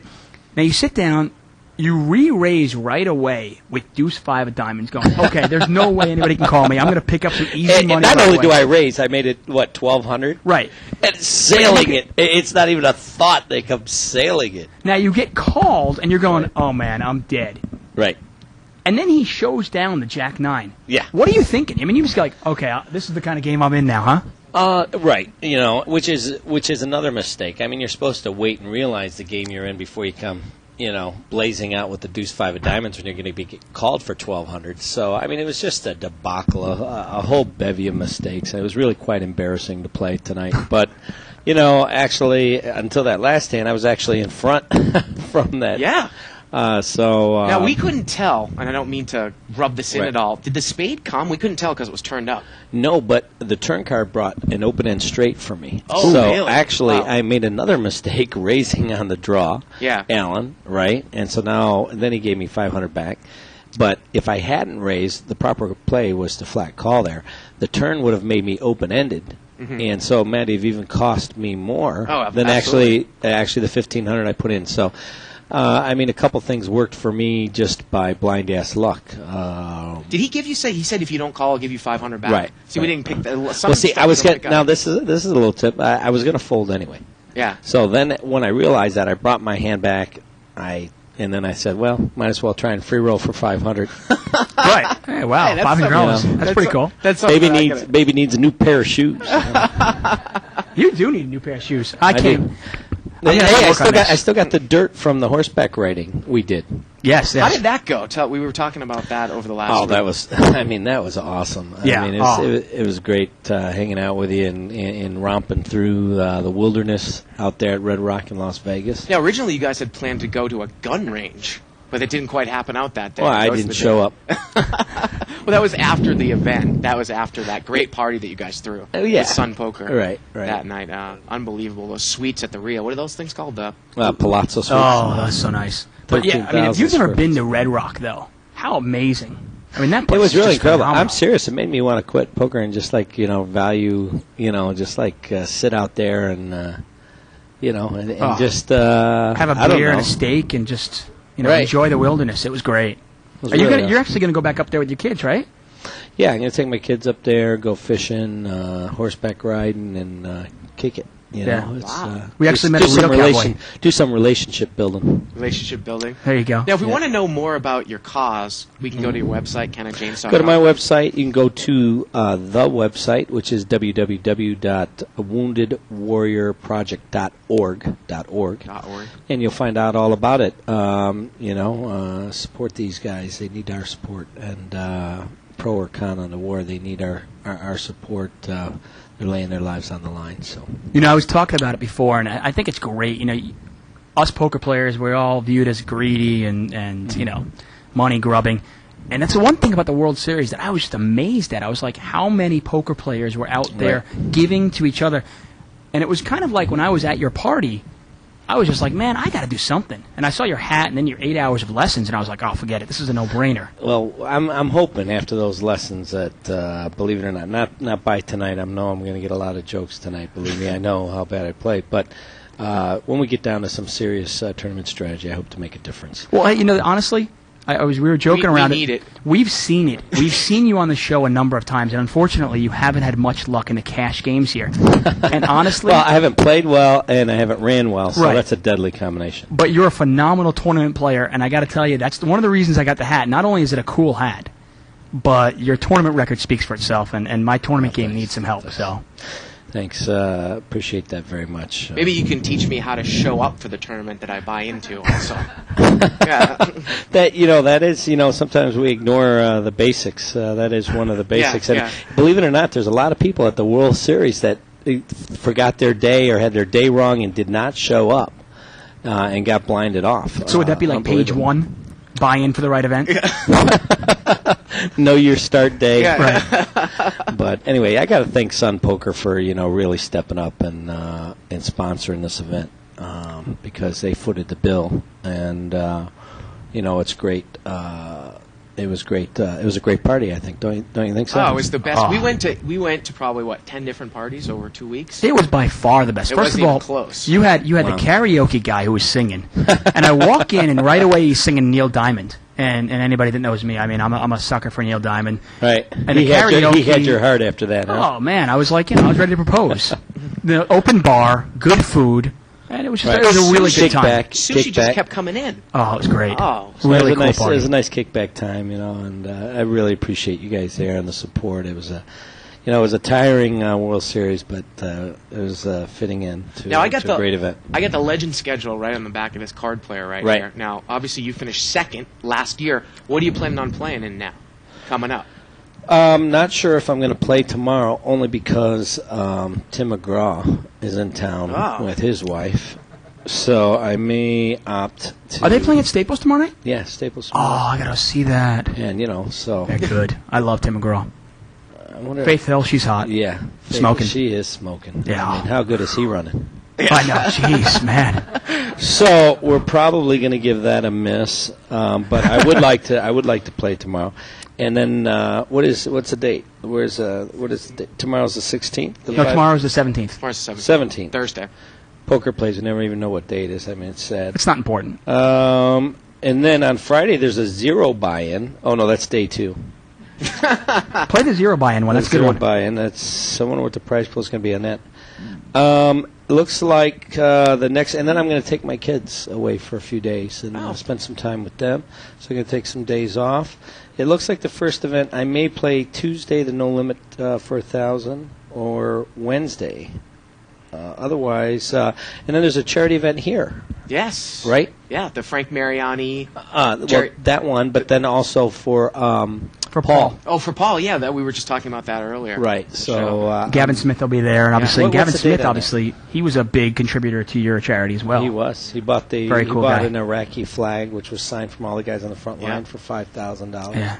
This is just it gives you goosebumps. Yeah. What is the date on that?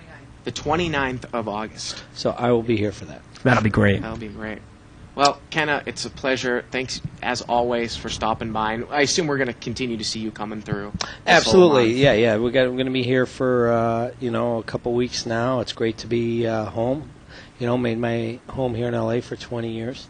And we kind of consider. I mean, the bike here, Live at the Bike, we kind of consider this your home, whether you like it or not. No, that is true. It is, and I consider it my you. home as well. It's just that usually home field advantage usually works.